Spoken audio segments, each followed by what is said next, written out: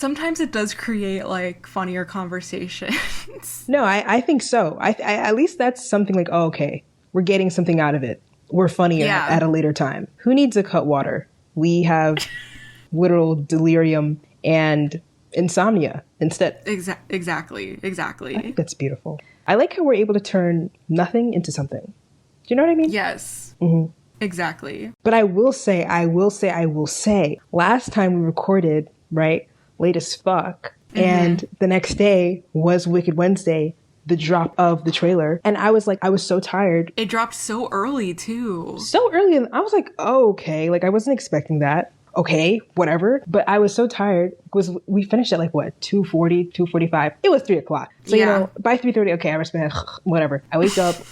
Every morning I wake up to use the bathroom and then go back to sleep. Mm-hmm. So I woke up, and usually every morning on my my ritual use the bathroom, I come back and I usually look at my phone, scroll on Twitter, and then I go back to sleep. Same. This time, literally the first time ever in my life. You didn't go back to sleep? No. I decided not to look at my phone. Oh.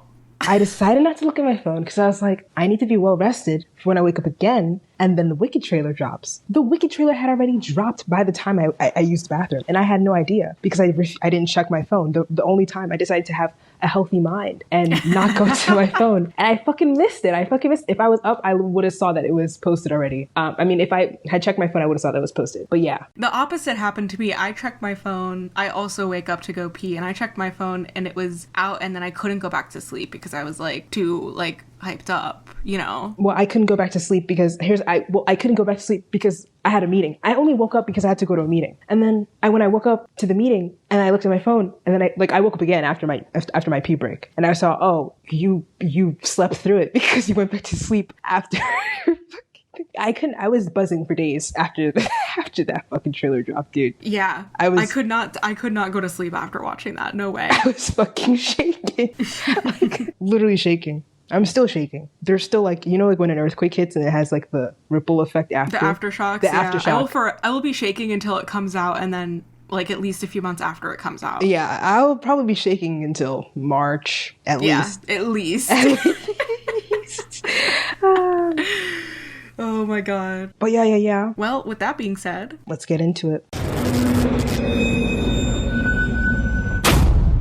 Welcome back to River Deep, a podcast where we get deep into Riverdale. I'm Emily. And I am Abby. And today we are here to discuss episodes 9 and 10 of season 1. 9 and 10. Never been done before. We're doing it today. The first people ever to talk about these episodes, actually. No one has ever talked about them. Everybody's actually skipped over them, but we've decided to tackle it. Yeah, it's not like anything important happens in these episodes. It's not like any like infamous Riverdale moments happen in these episodes. Dude, I was watching these episodes. I was like, wait, this like something's like, is this the episode? First of all, I thought episode 9 was the one where Cheryl drowns because like there was that blue tint.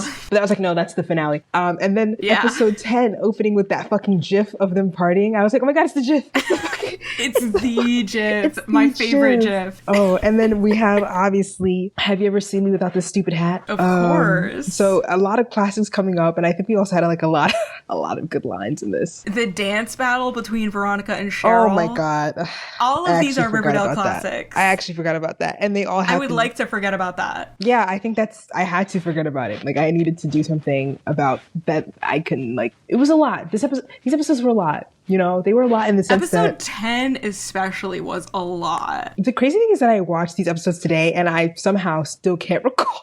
Episode 1 is the one with the party. I mean, sorry, episode 10 is the one with the party. With the party. And like, there's detail. Like, I'm sure as I go through my notes, I'm gonna like, it's all gonna come back to me. Celine Dion. Oh my god, why do I keep doing that? Fuck. I keep referencing that. Okay, it's season 3, episode 21. Okay, anyways. Well, it is by Celine Dion. It is by Celine Dion. So it's a really You're talking song. about the Rachel Berry version. I was talking about the Celine Dion version this time in my mind. Oh, okay. Thank God. Okay. No shade, Rachel Berry. But yeah, a lot was going on, and also nothing at the same time. Does that make sense? Episode 10, yes, 100%. I was watching episode 10, and I was like, this episode is just like kind of like stupid. Like nothing is happening. It's just like a bunch of bullshit. Literally a bunch of bullshit. And then episode 9 is just like the Blossoms, the episode basically. Let's talk about those weirdos. Okay, so episode 9 is called La Grande Illusion. It's French, or maybe La Grande Illusion. Oh, Ariana? What are you doing there? La Ariana Grande Illusion. Ariana, what are you doing here? She was all over these episodes. Ariana? Yeah. Yeah, I think I saw her in the background a couple times. She was at the party. Duh. Yeah, I feel like she'd really enjoy a Riverdale party, you know? Yeah. You know, I actually think she wouldn't be able to stand these people. I think that she'd be very freaked out by them. I mean, who wouldn't be? They are just such a, like, I'm getting more and more used to them as time goes on, but I'm still just like, sometimes I'm just like, what the fuck is actually, I still get that. First of all, I have a rant to go on before we even get into this. Okay. And I talked to you about this a little bit before. Mm-hmm. Yes. I am just at my wit's end. I am. You know what it is? It's really, I think it wouldn't bother me as much if I wasn't taking notes. That's the problem. So here's my qualm. My issue today is the fact that every scene is about 20 seconds long, if that. Yeah. And it's just, it's like Cocomelon. It's literally like Cocomelon, because Cocomelon is like crack to kids, and the reason it's Riverdale so stimulating is Cocomelon. It's Cocomelon because Cocomelon changes the frames so quickly, and it gets kids addicted to the point where if they're like, when they watch a regular kids show, they're understimulated, and so it's literally the equivalent of cracks to them. This feels like crack, and it's just so. That's accurate. Y'all could have just made this one big scene. You could have just made it a nice little 1.5-minute scene. What happened to that? But no, this. Like, I wonder what the editor's room looks like. It's just a bunch of splices and splits. And it's like, what did you gain? Like, it doesn't add to the storytelling to me, or maybe I can't fucking tell because I'm trying to take a note and I have to go back and forth, back and forth, back and forth. And it really highlights it when I'm going between two storylines. I'm like, okay, I split my notes up between storylines this time. And yeah, I was just going back and forth. Yeah. It's like, oh, brother. Anyways, that was my rant, because I was really like, okay, now like I had to pause sometimes. I'm just like, stop it, please stop it. I mean, I'll say it doesn't really matter because it's the last season of the show, but that's a reason why season 7 is good, because season 7 they actually like take their time with everything, which was nice, but like great. It doesn't really matter ultimately because yeah. It's the fucking first 6 seasons. You're still suffering. I wonder what made them be like, okay, like enough is enough. I guess because they were in the 50s and they were like, we have to be more grounded now. There's not as much going on. I don't know. I don't know.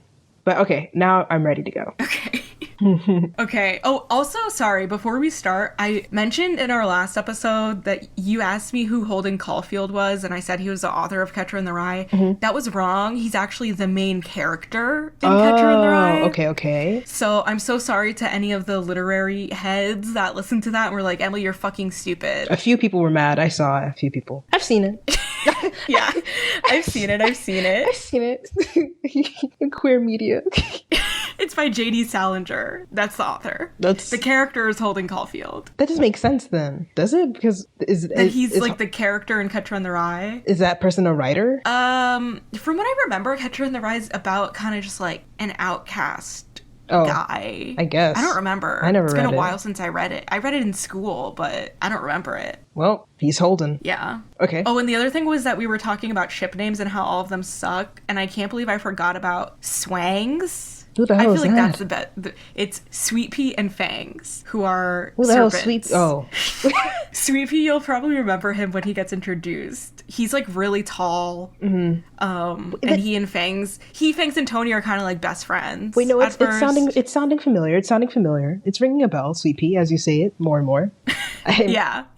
Yes, right. Swang. But yeah, their ship name is Swangs. That's like a very small ship though, but you know, there you go. No one's in line. People do ship it. Oh. A few people were, but a couple. Yeah, they have the fast pass. You know, one time I went to a water park and it was empty as fuck because it was raining. So we decided to just take the fast pass shortcut because literally 0 people were online. We take the fast pass. The concept of a water park being empty when it's raining, as if people don't want to get wet. No, yeah, it doesn't really make sense. I guess whatever. But I was like, I'm here. I'm sliding. I actually bonked my head really badly that day. But whatever. So we do the express pass fucking line, the fast pass. We get up there. She's like, "Do you guys have a fast pass?" We're like, no. She's like, okay, next time you have to go around the other way. I'm like, bro, there's nobody. You literally yell out to the fucking valley and you would hear it echo back. If there's nobody here, and you're talking about go on the fucking regular line. Are you fucking crazy? We're like, yeah, whatever. Anyways, so they're on the fast pass line with about 2 people. That's what slang is. Stay in line. Stay in line. Okay, so look. Grande Illusion is a 1937 French war drama film. The story concerns class relationships among a small group of French officers who are German prisoners of war during World War I and are plotting an escape. I guess the class differences thing is kind of a thing in this episode. Oh, with yeah, Archie and the Blossoms. Yeah, I can see it. Yeah, Archie and the Blossoms, Fred and the Blossoms, Fred and Hermione and them. Yeah, that fits. That's good enough. That's good enough. And I feel like there's an illusion happening. If we're talking about illusions, the Blossoms are just kind of a big, I don't know, they're fake. They're fake as fuck, you know? I mean, we have a lot to say about these freaks. I have a lot to say about them. I have my notes split between the Veronica storyline and the Blossom storyline. Everything kind of falls into those two. Yeah, I'd say so. Who do you want to tackle? I'm sure you want to tackle Veronica first.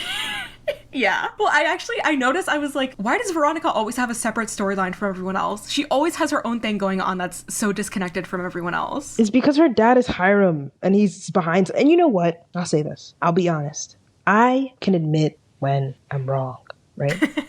I can admit, like, I was on, what's it called? I was on Veronica's ass. I was. I had earlier previously stated that I really don't understand why Veronica, I really didn't like Veronica all the time because she's always like, oh my God, was it my dad? Was it my dad? Was it my dad? But I honestly understand how she gets there. Because she doesn't start out that way. It's just so much. She starts out not believing anything is her dad. No, yeah. She's dad would never stop cheating on dad. That looked like we're still a family, blah, blah, blah, blah, blah. But low key, they put her through the mud. And then I start to understand, yeah, actually, I was on you too much. I can admit that. I can. I really can.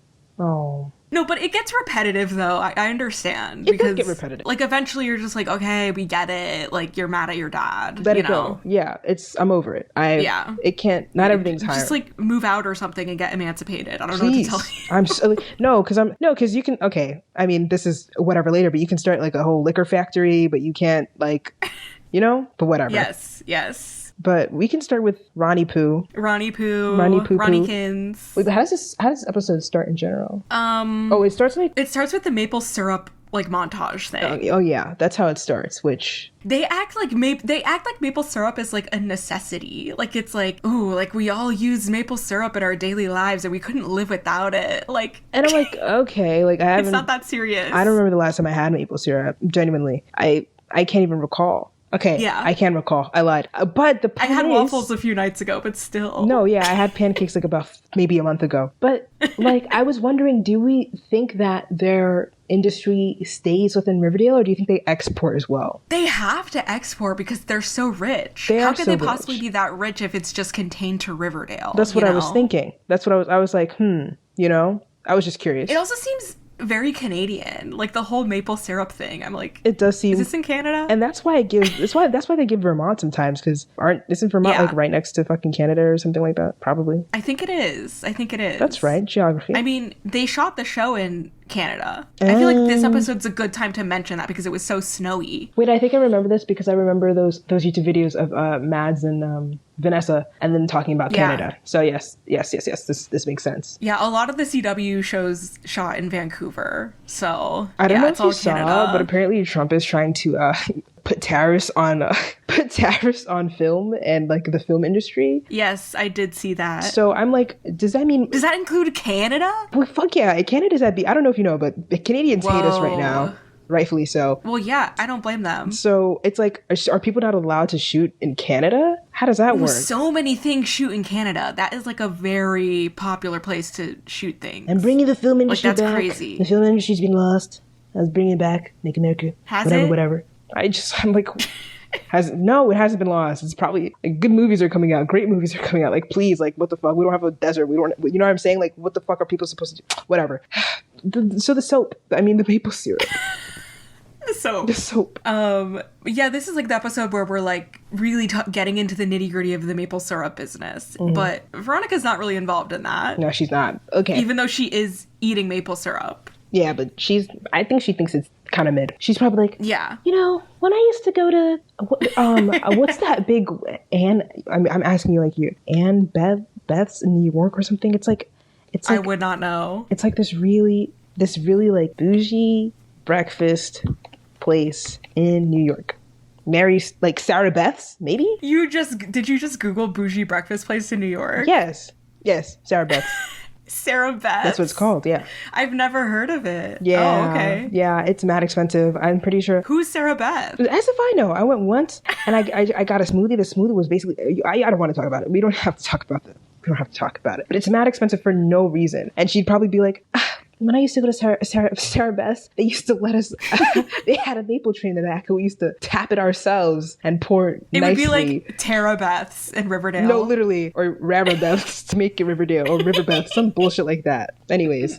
But yeah, Ronnie. Oh my God. So Ronnie Pooh is, I forgot she was such a law-abiding citizen in season 1. It really just, you don't see that girl ever again. Not after this season. Mm-mm. So her mom is basically like, hey, Ron, so we need to, your dad, that he's going to jail. So we need to confess to get some years off of his fucking sentence so we need you to like speak kindly to your dad about some character bullshit so that. Wait, I think this is episode 10 that you're talking about. Is it? Oh, I mean, shit. Yeah. Veronica's storyline is like the Ethel thing in episode 9. My bad. Okay. That's my bad. Oh my God. Sorry, guys. Sorry. It's all blended I mean, together. they were kind of similar. So, yeah. Okay, so exactly. Veronica's like, I think Veronica and her mom are having a conversation, right?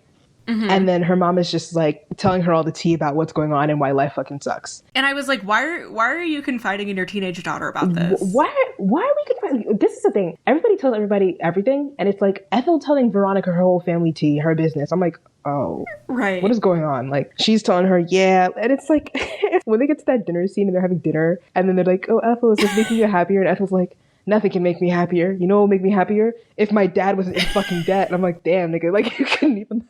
Like you couldn't waterboard that out of me, actually. I was so shocked. I was like, oh, okay. Well, yeah.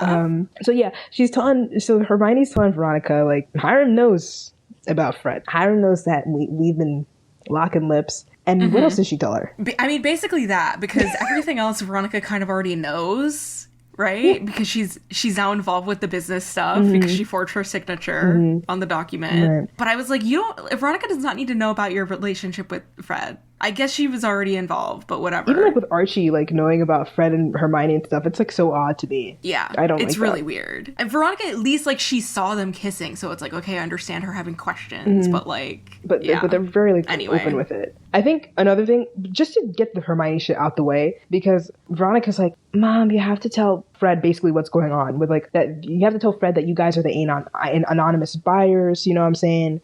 And like tell them all the tea, like basically so that he's in the know, because he's kind of stuck in the middle of all this because, Clifford stole his workers. Hiram's jumping him from the other side because he's sleeping with his wife. There's a lot going on with Fred and he's like kind of in the blue. And so Veronica's like, you should tell Fred. Yes. Yeah. I don't really have much to say about this story. They break up, basically. Yeah, they break up. Hermione tells Fred and then he breaks up with her. Yeah. And I was like, are you really surprised about this, Hermione? Like, you're surprised that he doesn't want anything to do with you now? No, okay. Like, because she tells him, like, oh, we're the buyers of the anonymous we're the anonymous buyers. He's mad as hell because, like, you've been, like, whatever, playing me a little bit. Hermione was like, okay, like, fine, whatever. They're on the outs because he was mad as hell. And then Hermione was telling him in a later scene, like, oh, I'm going to sell it to Clifford because, as we know, Clifford wants the land because it used to be old maple syrup. And then Fred was like, no, we're not going to sell the land. We're going to be partners. But we're not going to, sleep together anymore. Like, we're breaking up. And also, I want 20% of the stakes. And then she's like, oh, that's a lot. And he's like, well, I don't give a fuck. Also, we're going to do it legal. And that's literally that whole plot line. That's it. That's yeah. It. So. Also confirmed that Clifford was the one who ratted them out, I believe. Remember how in episode 8, FP was like, oh, it was Hiram that hired those guys to beat up Fred's workers or whatever because he knows about you and he knew about Hermione and Fred. Hermione says that it was Clifford that ratted them out. Oh, I didn't put that together at all. Yeah. I mean, it was such a they made it like a cliffhanger in the last episode just to offhandedly mention it. Like it wasn't even a reveal. It really wasn't. That completely went past my head. I didn't even know that was a conversation. Well, that happened. Exactly. That was just adult shit that I particularly didn't give a fuck about. Anyway, yeah, I didn't care. And I also was just like, listen, Fred totally has a right to be mad. I get it. Right. And he put his foot down as he should. But I also was like, okay, you're not completely not, I mean, he's not to blame for the financial stuff, but it's like, you also got involved with a married woman. Right. Like, you're aware of that. Exactly. Okay. Exactly. You couldn't have expected that to not have consequences, my guy. Exactly. Like, he's almost like acting as if like he got played and da-da-da-da-da, but it's like, all right. Yeah, and he's like so above everything. And it's like, okay, you were like actively, like, he was feeling her. Like, he really was. Wife. Like, he was, anyways. I'm not drinking his soup. Let's talk about Veronica and Ethel. Yeah, more interesting things. This was so funny. So in the middle of English class, Ethel is like, is doing spoken word, something she wrote, an original piece, something never seen before, Edgar Allan Poe, really dark shit or whatever. And she's reading this poem, and Veronica's, spidey senses are going off. Oh, this bitch is depressed and sad. I have to do something. Ethel Dickinson over here. Ethel Dickinson, literally. I don't even know what she said in the poem. Do you know what she said? I don't remember, but it was like really depressing. It was about her like wanting to scream out for her dad or something. And I was like, honestly, she kind of ate. Like, it was kind of bars, but... And Veronica could feel that because she also wants to scream out for her dad, kind of, sort of, in a way, but not by the end of this episode. Watch this. But she's like checking out, she's like clocking that shit is bad at home for Ethel. And so she like confronts Ethel. Low-key, if somebody came to me, here's the thing. Do you think it's polite to like, say you're in a public space and then you hear somebody like crying? Do you think it's polite to like, if you don't know them, to like go up to them and be like, oh, are you okay? Or are you one of those people who like, I'm going to give them their space to like cry? Oh, I certainly would be minding my business. Right. 100%. But I'm also a really non-confrontational person. But to be fair, like, Ethel read this poem aloud in class, so I think it's fair that Veronica was like Veronica clocked that her poem was like depressing, and she was like, oh, I'm just checking in, Ethel. What the fuck is going on? That's sweet. I do think some people might take it. I did think that was sweet. Some people would take it. I feel like it kind of depends on like where you're from, because I feel like depending on where you're from, it's like some people. I feel like probably in like a southern states, it'd be like, oh, like you got to check up on them, but like in like New York or something, it's like mind your business. Like I'm crying on the train, like I don't need you to ask about me. I was once in like I was once eating lunch in like a space, and this girl was like crying, like sniffling, and I tried for so long to be like, because sometimes it's just like, you're trying to hold a crying, you're not trying to make it too hot that shit is going on. I could feel that was her energy, but it just kept going for too long. So I just like, I took out my headphones, like, you good? And then she was like, yeah, I'm good. I went back, and that's the extent of it. When I worked at Starbucks, sometimes I had like customers come in and they would be crying, and I'd be like, why are you coming up to the counter and ordering while you're crying? Like, wait until you're done crying. But like, I have had people, and it's like so awkward. Did you put a smiley face on their cup? I think at one point I offered them like a free drink. I was like, I don't know what's wrong, but I'm so sorry. Do you want something for free? Oh, and did they take it? I think so. I think she was like really grateful, but it's just like, if you're actively crying, why are you walking up to a public counter to order something? Sometimes you gotta keep it moving, babe. You can't let the tears stop you. True. You gotta get your order. You're on a rush, but she basically she confronts Ethel, and she's like, Ethel, let me help you out. Let's like come over to my place. Kevin will be there. Kevin is just always to the side of something and there when he needs to be. That was so funny. Kevin and Veronica are actually kind of hilarious. I loved them in this episode. I thought they were so funny. They're like really good. Like even in the party episode, like they're also like, you can see like their relationship like very like, it's like very fun. Yeah. Like it's literally like Veronica and her gay, Kevin and his hag. Literally, that's what it is. They're so powerful together. But this was really funny to me when she's like, Ethel, come over to my place. And she's like, yeah, people will be there, and like Kevin will be there too. And then Kevin's like, huh? But like whatever. They walk out and Kevin's like, what was that about? And I keep forgetting that Veronica's supposed to be this vicious, mean girl. But it was so funny when she goes, her and her friends were bullying this girl. So bad. And she goes, one time I made her drink butter water. It's literally like, this is such a Glee line. That was so Glee. And she's dead ass, like a straight face. Oh my god, that is Glee. That is Glee. Oh my god. Santana would say that in Santana season would 1. say that. She would say that. And it's like in this... Or even Brittany. It was too good. It was too good. I also thought it was funny, like, before, like, Kevin, like, is like, okay, I was just invited to this thing. Well, not even invited. Veronica said I was gonna be here, so let me go ask her what's up. And he's like, Veronica, what the fuck is going on? And then she, like, is gonna launch into her whole spiel and say, like, her backstory. And Kevin's like, oh no, do we need to sit down. I thought that was funny. Him literally being like, when she's literally like talking about like how she was so mean that blah blah blah blah blah, and then Veronica's like, and then one day, and then he's like, did you drive her to suicide? And I'm like, this whole scene was so fucking like so Glee. Like it was so Glee. Like that's really true. Just really stupid, and I was laughing. I enjoyed them together. They're really funny.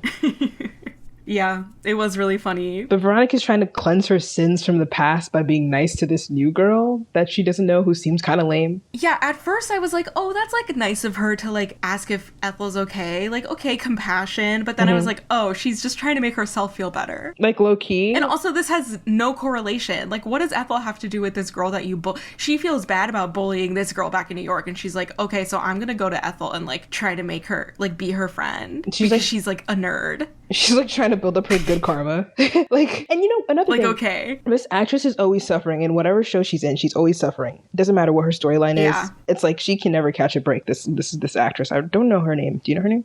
Shannon Purser. Shannon Ethel? Purser. Ethel? Yes. Shannon. Wait, wasn't she in that one Netflix movie? Oh yeah, the Sierra Burgess or whatever. Yes, Sierra Burgess. Classic. Yes. I don't remember what it was about. I didn't see it. Wasn't it controversial? Yeah, it was. I think it was just like really bad or something. Sierra Burgess is a loser. Wait, no, because she was like lying about her fucking identity or something to this guy and like catfishing him. I think that's what it was. Oh, okay. I think. Yes, she catfished. She catfished. I'm sorry. Okay. Wow. I mean, I love Shannon Purser. She's queen. She's also queer. I think she's bi or something in real life. Woo! So, yay, we support you. Whole cast gay. We love... That's beautiful. Actually, like, only like 2 of them are queer, to my knowledge, which is kind of crazy to me. It's kind of like the opposite whatever, of I guess. The Wicked cast, that they're like all gay. Like, I'm not even kidding. Right. No, it's just like so funny to me because so many of the Riverdale characters are queer and like none of the cast members are. Like it's literally just Lily and then Shannon Purser, to my knowledge. I mean, you know, it's possible that there's other people that I don't know about, but yeah, I'm trying anyway. To think, okay, so she's guilty and she's cleansing her sins by inviting Ethel. So they get to the dinner. And then they're eating dinner. And Betty's there too. I guess she got an invite. Yeah, they're having like a girls' brunch, I think. But also like Veronica's mom is there. I'm like, why is she there? I was like, girl, like what's going on? It was so awkward that she was in this scene. She just needed to be there for the reveal of the name. Ethel's last name. They're like, we have to make this make sense somehow. Yeah, she literally didn't say anything else the entire scene. This is like FP in the next episode, just like 85. Why am I here? Like literally, like why are you with these fucking kids, bro? Like you go, I don't know, knit something. I know. It's implied that like Hermione like cooked for them. Like Kevin is like complimenting her food, and I'm like, there's no way Hermione cooks like that. Are you kidding me? You don't think she have like a chef or something? You don't think she could throw down in the kitchen? I can see the wheels spinning in your head right now. But they're eating, and like Ethel's not eating as much. Like she's just like she literally is like I'm not hungry. Oh, I'm not hungry. You know. I think she literally says, "Oh, I'm not hungry," and I was like, that was funny to me. And then they're like, "Oh, we hope we're cheering you up," and she's like, yeah, well, no, this shit fucking sucks. And she starts telling her whole family tea. Her dad, her parents are fighting. Aww. Things have been really tough at home. Aww, man. Yeah, let me just spell all my tea. All my tea. She's literally like, she's, wait, stop. This was so funny. She's talking about how her family's having like so many issues, so many problems. They're about to lose their home. Veronica's listening to all this. Oh my god. She's listening to shit in the part where Ethel's like, they're about to lose their one and only home. Veronica goes, girl, we have more in common than I thought. We just lost our place in the Dakota. And she's I cannot with her. I cannot tell if the show is like self-aware about Veronica. Like, do they realize that Veronica is like actually insane and privileged? Oh my god. Or do they want us to like actually take her problems seriously? I think it's second. I don't know. It's so Rachel Berry. And it's just like, oh she my can god, never read a room. Like, it's really like, I saw one of my friends on Twitter who's been watching Riverdale over again because of the podcast, was like how they think me. Shout out to them. Shout out to them for real. But they basically like, yo, low key, like Veronica might be neurodivergent like a little bit because like it's just like she's also. I think I saw that tweet. Yeah, I think that's my other neurodivergent. But I've seen people say that about Cheryl too. I can see. First of all, okay, well, we'll talk about that later because we'll talk about that later. But she really said we lost our place in the I wonder, do you think north or south? Or do you think Dakota is, do you think she means state? I think it's like a fancy, is it like a fancy, do we need to Google the Dakota? The Dakota. She just said we lost our place at the Dakota. Oh, maybe it's apartment building? The Dakota apartment. Yeah, there we go. New York, the Dakota in New York City. Yeah, it's very fancy. Okay, it's in the Upper West Side. It looks like Gossip Girl shit. No, I don't think this is where they shoot only murders in the building. No, that's not it. Either way. It looks like it would be like the Gossip Girl set, basically. Yeah, I never watched it, but I agree with you. I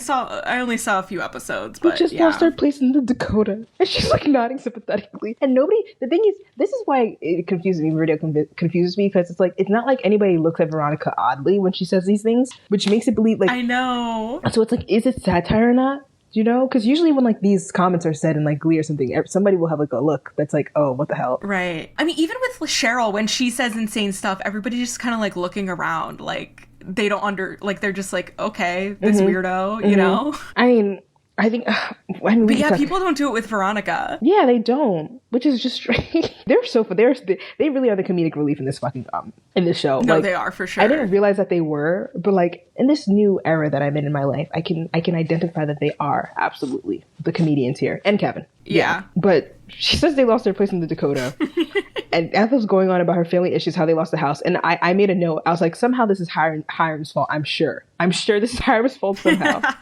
And like clockwork, the brunch finishes, and fucking Hermione asks Veronica, "Yo, what's her fucking last name?"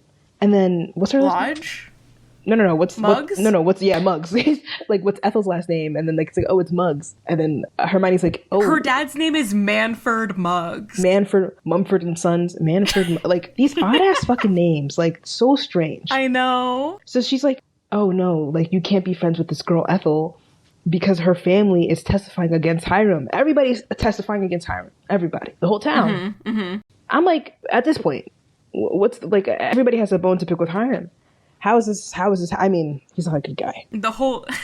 He's a hunky guy. No, I said he's not a good guy. Oh, I thought you said he's a hunky. Like you were implying that he's so charming. I mean, he is. He is. Yeah. I can't wait for him to come, by the way. Like, I'm actually like waiting like bad. I want him. First episode of season 2. It's not far away. Oh, I guess it is not that far away. They don't cast him until season 2. Okay. But basically, that's Hermione. Oh, first of all, I thought this was gonna go a different way. I thought for some reason that Ethel knew that Veronica's dad was Hiram and was like low key using her, like was like had a vendetta. You ever watch Do Revenge? Oh my god, yes, I was obsessed with that movie when it came out. So good.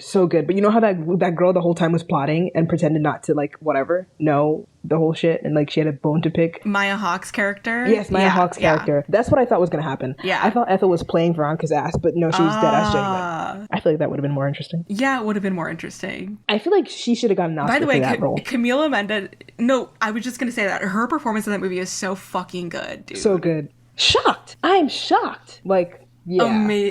So good. I remember when that movie came out and everybody was like, oh my god, Camila Mendes is actually a good actress. Like, why is she on Riverdale? Because people love to say that about the Riverdale actors as if they're bad on Riverdale. Like, as if you watch Riverdale and you're like, oh, these people suck. And it's not like the scripts, it's the actors. It's literally whatever. Like, and they also like don't understand the tone. So when you don't understand the tone, you think that they're bad, but they're not. I mean, to be fair, I think I did ask in the episode 1, are these people bad actors or not? Did I say that? I feel like I said that. No, you did. You did. But now I know better. Like, they're not bad actors. The script is just fucking questionable. Right. Yeah, exactly. It's just it's the tone. It's the tone. But the thing is, they fully understand the tone, which means they're good actors. Exactly. They get it. They completely get it. And now I get, like, I'm in line. Right. It's beautiful. We got you in line. Yeah. Oh, yeah. I have, like, you know when people bring, like, their shit for, like, the chair, a portable chair for line, to stay in line or something? That I have it. Like, nothing's gonna... She packed it. I packed it in a cooler. But Veronica feels really guilty about Ethel, now that she found out that her dad fucking probably scammed them. And then now they're losing everything, and they lost their place in the Dakota. So this is like kind of when the shit is shifting between Veronica and her dad, because she feels so guilty about Ethel that she starts to give her shit away to Ethel. Like, she invites her over and lays out her finest pearls, jewelry, and garments. And it's like, here, take it all. And Ethel's like, huh? Right, as if this isn't like sus. This is a normal thing to do, Veronica. Would you ever take somebody's like Like, if somebody, like, brought you over, right, and they're like, yo, like, have all this shit, would you trust him? I would have so many questions. No, I'd be like, why? Because whose shit is this? I would not trust them. Right. And then Ethel literally is just like, I don't want your stuff. I just want a friend. And I thought that was so sweet. That was and really it's sweet. just like, no, Veronica is just doing this because she wants to feel better. Mm-hmm. And clear, as if she did something. You know what I mean? Right. It's not even your fault, Veronica. Like, I don't understand. Like, why can't you just be Ethel's friend, actually? I mean, they do end up being friends by the end of the episode. Mm-hmm. But it's like, Veronica has to do her own little mini arc of how to be a good friend. She's also good, kind of like in Cheryl, the way that Cheryl kind of like doesn't really know how to make friends. I think Veronica doesn't know how to make friends either a little bit. Like, but like knows how to do it by like offering something, you know? Like, I'll do something for you or I'll give you something. Oh my God. That's a theme of this episode is both Veronica and Cheryl like buying friendship, basically. They're parallels. It's so strong. They're parallels. So here we are chilling. All of a sudden, Ethel's dad has swallowed sleeping pills. I'm like, whoa, how did we get here? And then in my head, the way that Kevin delivers this news is crazy. And he's like excited about it. No, he's literally so fucking he's messy boots. Like he really comes along like, oh my God, did you hear this guy tried to kill himself? Ooh, Riverdale. Ooh. He always has the tea because his dad is the sheriff and he's always so excited to like bear the news to everyone. I actually forgot that's why he has all this tea. That actually, I'm like always wondering, like, how does he fucking know all this shit? It's because his dad's the fucking sheriff. He was probably at the fucking scene of the crime too. Like, Kevin goes with him. He like reads his dad's case files every night. Or no, better yet, like his dad and him, like they like go through the shit together. And I like him and his, where's Kevin's mom? Where's his mom? Did she die? I believe at this point in the show, it's canon that she is serving in the war in another country or something. She's a vet. Well, she's an active military service member. Yeah. Oh, well. Yeah. We can ignore that. Anyways, like that's just not as interesting as I thought it'd be. When he came in yelling like, "Oh, Ethel's dad swallowed sleeping pills and like whatever," I was like, "Yo, low key, it could have been Hiram." I was like, I'm wondering. Ooh. I was like, was it Hiram? True. And I started to feel like Veronica, and I was like, damn it, I get why she feels like this all the time. I'm also paranoid, and she's mad as fuck. She's like, she rips off her daddy's pearls. Oh. This scene was cinema. This was soap opera level drama. If she like runs out. Slow motion shot of her crying. She runs out. She rips her pearls off. This is akin to Quinn when she finds out that they posted the old photos of her from middle school during her prom queen race, and like she slow-mo runs to the hall and she sees it, and then like she like rips the poster down. That's literally the equivalent. Which do you think is more serious? Which situation? I mean, on the grand scheme, technically Veronica's, but I felt more personally attacked by Quinn's. Like, I felt like, damn, like I get why Quinn is so upset. Yeah, because the thing is, Veronica it's not about her. Like, it is more serious, but it's just like, Veronica, why are you having a breakdown about this? Like, it's your fault. Like, it's your dad who swallowed sleeping pills. Like, she's just taking on so much shit that's or just it's not like hers. You're the reason that you personally are the reason why her dad attempted suicide. Like, it's not. She loves to make shit about her, and it's actually kind of fucking funny because I genuinely don't think she means to. Like, I just think it's in her nature to like. No, I don't dislike her. Like, it sounds like we're hating on Veronica. No, but like, it's not. It's just like her. It's just an observation. It's an observation. Like, characters are allowed to, be that way, and she's that way, and it's just like she literally like and everybody like confused as fuck because like, what are you doing? So I'm gonna say Quinn takes the cake in terms of like who should actually give a fuck in this moment. That shit was crazy. Lucy Quinn Fabray has been through more. Lucy Cabusi has been through more. Lucy Cabusi has been through more than Veronica Lodge. I agree. For sure. 100%. I mean, she's gotten hit by a car. She's had a baby at 16. Teen pregnancy. Yeah. She dyed her hair pink. She's been through a lot. She probably was like, a deeply closeted lesbian and didn't even realize it until later on. Like college era. Oh yeah, college era. Post-Biff, post-Puck as well. Post-Biff. I feel like that was that was like the final straw. I feel like that was like, okay, enough. It started when she slept with Santana, and then from then on she was like... Exactly. And I think they explored that avenue multiple times. That being said, Veronica flop. That being said... Veronica flop. Veronica Flop Lodge. Veronica Flop Lodge. Veronica Flop. Is Flodge. Flop Veronica decides to go to the hospital to give Ethel's family some fucking flowers. And I was confused on if he died or not. But I think he's just hospitalized. Yeah, he's just hospitalized. They say he'll be okay. So he'll be okay. She's brought these lilies? Question mark? They're white flowers. And she's yeah, they looked like lilies to me. They gave Lily. I'm not particularly a fan of flowers, to be honest. I think they're overrated. I don't know flowers like that. Yeah, I don't know them like that. I think they're pretty, but I think anytime somebody says, oh, they smell so good, like, you're lying. Yeah, I agree. Jasmine smells good, though. You don't get flowers for the smell. You get them for the look. Exactly. You get them for the look. But it pisses me off, like, oh my God, they smell so good. Like, no, they don't. Like, shut up. Okay, that's neither here. That's whatever. Again, here comes Veronica. And low-key, Veronica's giving Archie in this. Because this is like, if Archie was in this position, he would do the exact same, which is why they belong together. Yeah, that's a good point. That's a good point. Like, I think he'd be... I agree. I feel like he'd be like, I have to tell them the truth. I have to tell them that I'm a lodge. And that's exactly what she does. She tells Ethel and Ethel's mom, like... No, you're 100% right. Yeah. I'm a lodge. You didn't have to do that. Nobody asked you to do that. Why are you like, what? You... Betty tells her that. Betty's with her here. Betty being like, girl, what are you up to? Betty's like, Veronica, you don't have to do this. You really don't. Like, and you know... Low-key, even though Veronica's like making everything about herself and like she's like, oh, I'm to blame somehow, Ethel's mom also somehow makes it Veronica's fault too, as if Veronica did anything. Like, she's like yelling at her and being like, that was fucked up. That pissed me off. That was really mean. Like, girl, she's literally 16. Why are you blaming this teenage girl? Like, hello? It's probably because she saw, actually I don't think Veronica has pearls on her neck at this point, but she's literally like attacking her as if she personally invested the money for them. I'm like, no. Veronica literally didn't even know about this. Like, the adults in this show, I swear to God. No, the adults in the show are actually fucking trash. Like, low-key, like I needed to, I felt so bad. And then Ethel was mad at her, but then like Ethel forgives her like really quickly on because like she needs some friends. Ethel forgives her and her mom was acting like that. Like, why are the teenagers more mature than the adults? It makes no sense. And then I was like, low-key, I keep saying take a shot every time I say low-key, but I understand why Veronica starts to hate her dad because like everybody is, well, not everybody, it's just herself, the mirror, and this one person are villainizing her as if she had a role to play in all this. It's true. It's strange. But I feel bad for her. Yeah. That's pretty much it for Veronica, though. It is. I just want to say about Veronica, I really liked her makeup in these episodes. Like, I don't know. She was just wearing like darker lipstick. I think she looks good with like darker makeup. I'm sure you do. I'm sure you do like it. Listen, I don't even notice that stuff.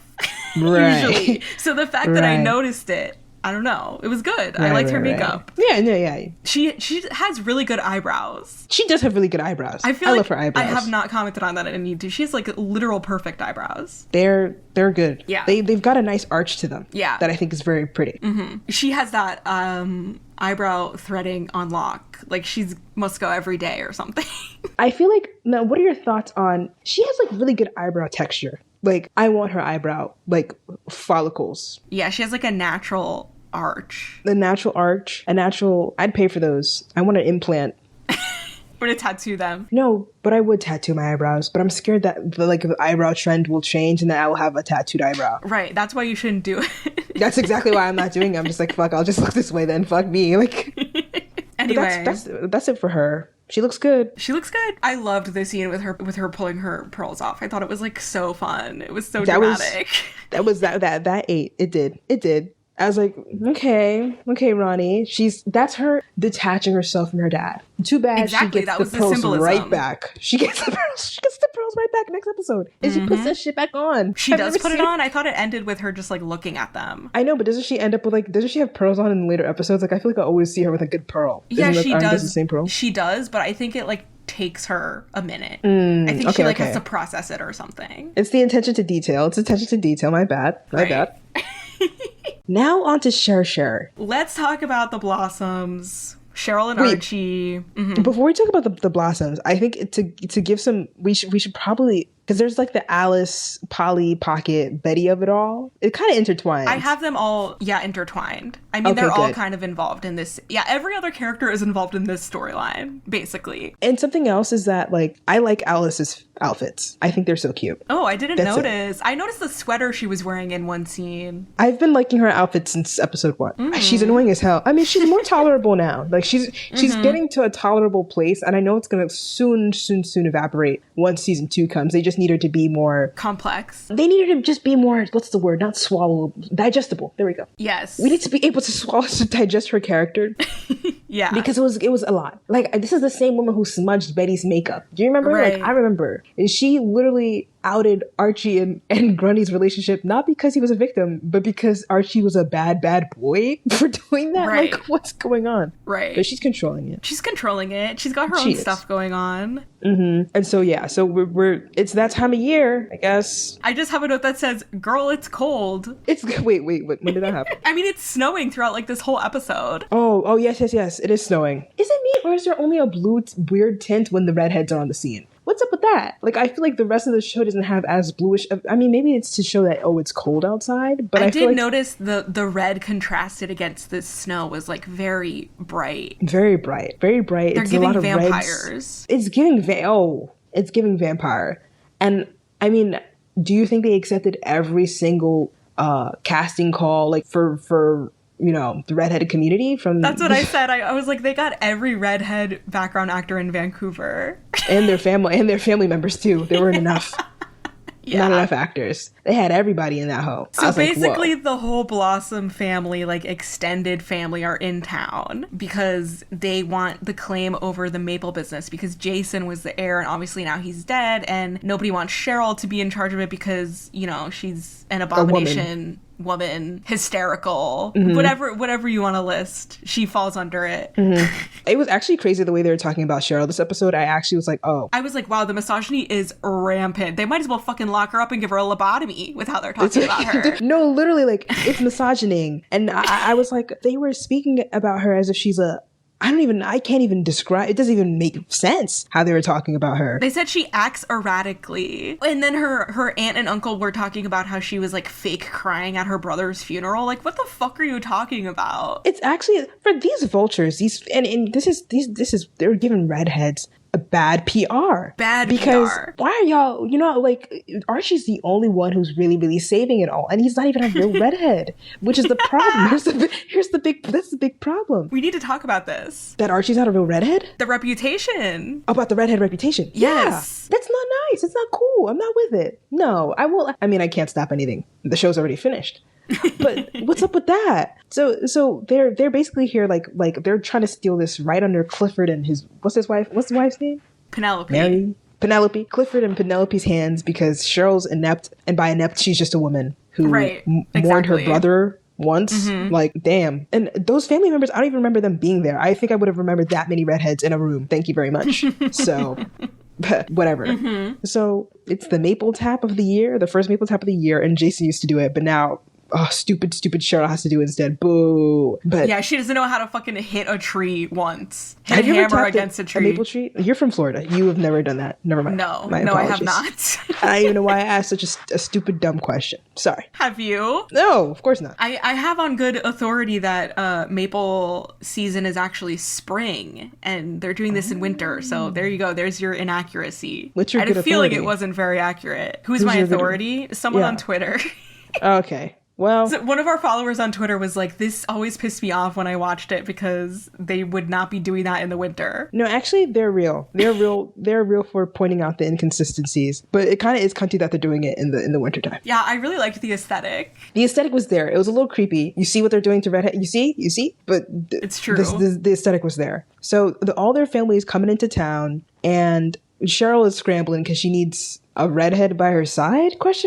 No, she needs a man by her side? Does she need a man by her side, a redhead by her side, or a man that's a redhead by her side? I think a man, and the fact that it's Archie and a redhead is just like bonus points. Like Archie's icing like on the cake. Archie is the most appropriate option. Like, he's the ideal option for her. Right. That's how I feel. Okay. He's always being compared to Jason anyway. So yeah, she basically goes up to Archie. She's like, "Hey, Archie Poo. So you want to come to this tree tapping thing?" And he's like, No, I'm with, basically he's trying to be mad loyal to Val because like Val's like, him and Val are going steady, even though we never see them go steady ever. But apparently, according to everybody else, they're going steady, and he wants to be like respectful. And he's like, you know, I don't want to go with you because that'd be weird. And I'm like, in my head, Archie, she's a lesbian. She doesn't even fucking want you. Whatever. She's just thinking about you as a contender because like you defended her that one time, right? And you were nice to her. He's nice. She likes him. Yeah, she likes him. He's nice. She's lonely. She reminds him of Jason probably a little bit, a lot of it. And so she invites him, and he dubs it. Like he's like, boop. He's like, why don't you bring Kevin or Reggie? And the concept of her bringing Kevin is just like so funny to me.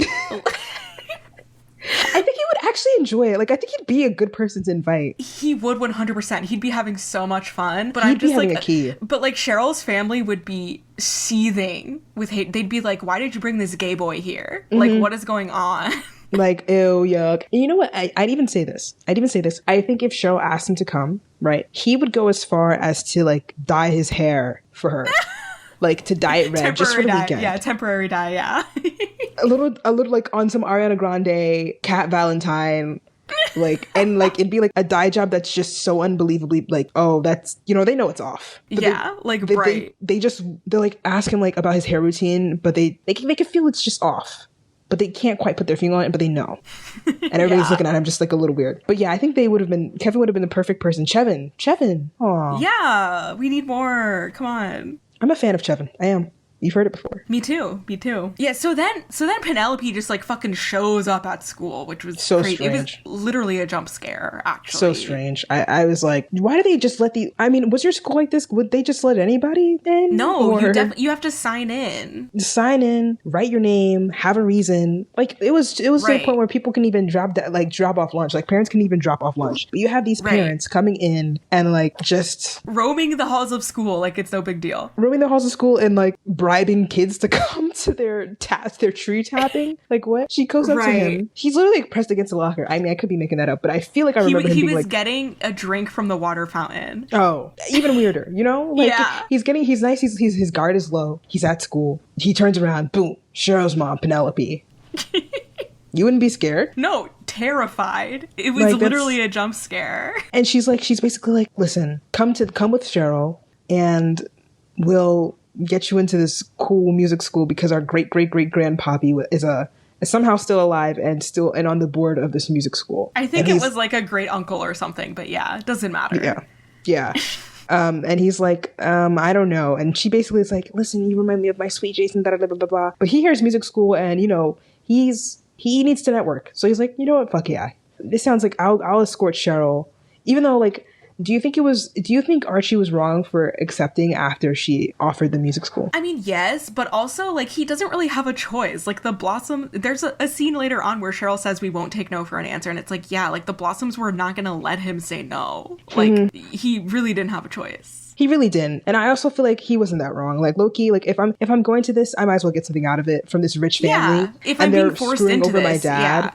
Definitely. Yeah. So he had the right idea. Something that pissed me off about this scene was that Penelope's like, it would mean so much to my dear Cheryl if you went with her. And I was like, don't fucking speak about Cheryl like you give a fuck about her, you evil witch. Right. You miscreant. Rat. Like, I don't trust you as far as I can throw you, Don't talk Penelope. about her like that. Yeah. You don't even know her like that, you freak. Get away from her. You don't give a fuck. You just want Archie there because you need Cheryl to, like, be this, like, perfect, like, example. Whatever the fuck, okay? And basically to prop her up and to make her seem like she's not just, I don't know, a nobody. Like, she has a man by her side who can guide her in the right direction, essentially. Right. Even though they're teenagers. But so, to take a pause... It's teenagers in sophomore year, but to take a pause from that, just to go back to, because I think we should talk about the Alice and the Polly Pocket of it all before we get to Archie going to the wherever the fuck bullshit. So Polly Pocket has not been answering calls. I'm like, girl, don't be weird. Answer the fucking calls. You chose to go with the Blossoms and now you're ghosting everybody. But I knew Polly had a plan. I knew Polly had. Okay, I didn't, but at some point, I did. I mean, you watched it 80 times. I hope so. But I was like, I think she has a plan. But I can't quite recall. But I was like, oh my God, like Betty got you out of St. Peter's Basilica. And this is how you repay her? You're not saying anything to your girl? You know what I mean? That's not crazy. Like, no, it is. She could have got like a little pigeon to send a message. something. A pigeon, yeah. But nothing. It's radio silence. Right. Yeah, Archie's telling them about like this plan to go to accompany Cheryl to this ceremony. This was so funny. And everybody's like, really? You're gonna do that? Like, the Blossoms are so sketch. And then Betty's like, I support it. Of course you support it, but when he says it, Veronica and Kevin say at the same time. They go, yes. They say, one says terrifying and the other one, that's Veronica. Veronica says terrifying, Kev goes awesome. All right. And he would say awesome. That's why he would have been the perfect person. He literally would have been the perfect person. They're so funny. Right. He would have been. But yeah, Betty's all for it because she has her own agenda. She's like, I need you to talk to Polly. I need you to talk to Polly. Her mom is like crashing out. Like, she's like, oh, Polly chose the Blossoms over us. Like, we don't need them. But like, Betty knows that Alice is talking shit. Like she's talking out her ass. She doesn't mean that she misses Polly. Like, she's flailing. She's flailing. Right. And so Alice is also like trying to write an expose and spill the tea about the Blossoms, basically, like to the newsletter. But I guess that comes after. That comes after with what we know with Archie, from Archie, right? Yeah, this is at like the beginning of the episode. Yeah, she wants to write about it in the Riverdale Register, which is the local newspaper that she and Hal run. Mm-hmm. Yeah. And I thought it was funny because Betty was like, you think that'll make Polly want to come home? And Alice is like, I don't know, but it'll make me feel better. No, she's so real. Like, she's so funny. I love Alice. Like, I'm loving, which is weird. I hated her. But I love Alice's episode. I think somebody said somewhere in the comments, I think maybe on Spotify or something, that Alice is their favorite character. And like, I'm getting it. I understand. She's funny. Yeah. She's like a guilty pleasure fave. Exactly. So now we're getting into the treetop, right? And Archie's there in his best outfit. Not really. His best red sweater. His best red sweater. And I'm like, do you think like they all plan to wear red, or are they just all forced to wear red at all times? I feel like they probably planned it. But you think the Blossoms have a lot of red in their wardrobe anyway. Yeah. It's like their favorite color. I think the odds, and this is why I think that they don't allow, like, I think that they're redhead supremacists. Them 100% they were giving that in this episode, yeah. Oh, it was bad. That's really why I thought she invited Archie, for real, because she knew her parents and her family were, redhead supremacists. Honestly, I'm sure that's part of it. I think I was like, she had to take her opportunity. And is Ethel a redhead? She is. Yeah, she is. She is. She would have been next on the docket. Like, she would have been the next best choice. Right. But they're at the maple whatever tapping, and they're walking towards the tree that they're going to tap. And like, she's giving Archie all of the background lore about like why all this is happening. She's like, the rest of the family is coming like to like, because I guess like how it works is that they're all part of the board of trustees, and they could all vote to like basically make the CEO somebody else, like basically override them, kind of type thing. Yeah. And by the way, for everybody to know, I want everybody to know that Val was cool with Archie going with Cheryl. Okay, she understands. She understood. Yeah, but we didn't actually see it. Archie didn't see it. Talks about it. She's not actually on screen. I said, Val being cool with it, ... would have loved to see that. That would have been a nice scene to put in, even if it was just 15 seconds, because they don't mind 15 seconds, but whatever. So they're walking in the woods of this maple tree farm, and she literally quotes, she says, Jason dying was a PR debacle. Imagine somebody in your family, literally 16 years old, a 16-year-old boy dying tragically, gunshot to the head, being a PR debacle. And I immediately thought of, guess who I thought of? I'll give you three chances to guess of what I thought of. A PR debacle regarding death? Regarding death, and like the people who are part of like the board not giving a fuck. Charlie Kirk? Wrong, but that was good. That was a good one. They actually care too much to the point where they don't care. Actually, I'm talking about the United Healthcare guy, where like the board members were literally stepping over his body to get to the meeting that they had. Oh, the Luigi guy, the guy who Luigi killed. Yes. They were like stepping over his. That's how I feel about Jason. Like, they're stepping over Jason's dead gunshot body to go. They don't give a fuck that kid's gone. They don't care. Yeah, they don't. They don't care. I just wanted to note that Cheryl's wearing a cape in this scene. And she's kind of, and again, the Veronica parallels, it's coming. It's right, here. And she looks good. She does look good. This is when I wrote in my notes, this whole thing is kind of giving white supremacists. Oh, yeah. Yeah, it is. And even the way they look at Archie. It's really the vibe. Yeah. Like, it's like, I was scared when I was watching it. I didn't feel welcome watching this scene. I don't think you're supposed to. I was clutching my pearls. Cheryl seems Cheryl seems like a little scared. Like, she knows they're fucking weirdos too. Oh, of course, yeah. She also goes to Archie. She goes, and now here's Polly pregnant and unwed. It's no wonder they descended upon us like the biblical plague.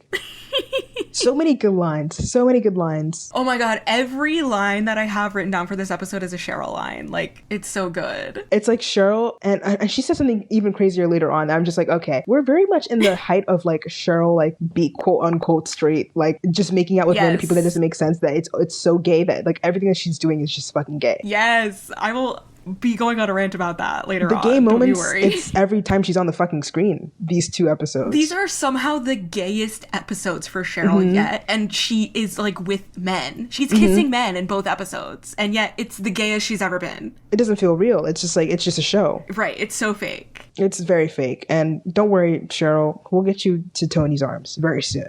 Yeah. But hear me out. Aren't Archie and Cheryl kind of Glenda and Fiyero coded? Oh my god. I didn't think about that, but I did have a note that like I love Archie and Cheryl's relationship. Like this is the way that I like Archie and Cheryl, is like just them being friends. I think it's so sweet. And that's exactly how Glenda and Fiyero need to be.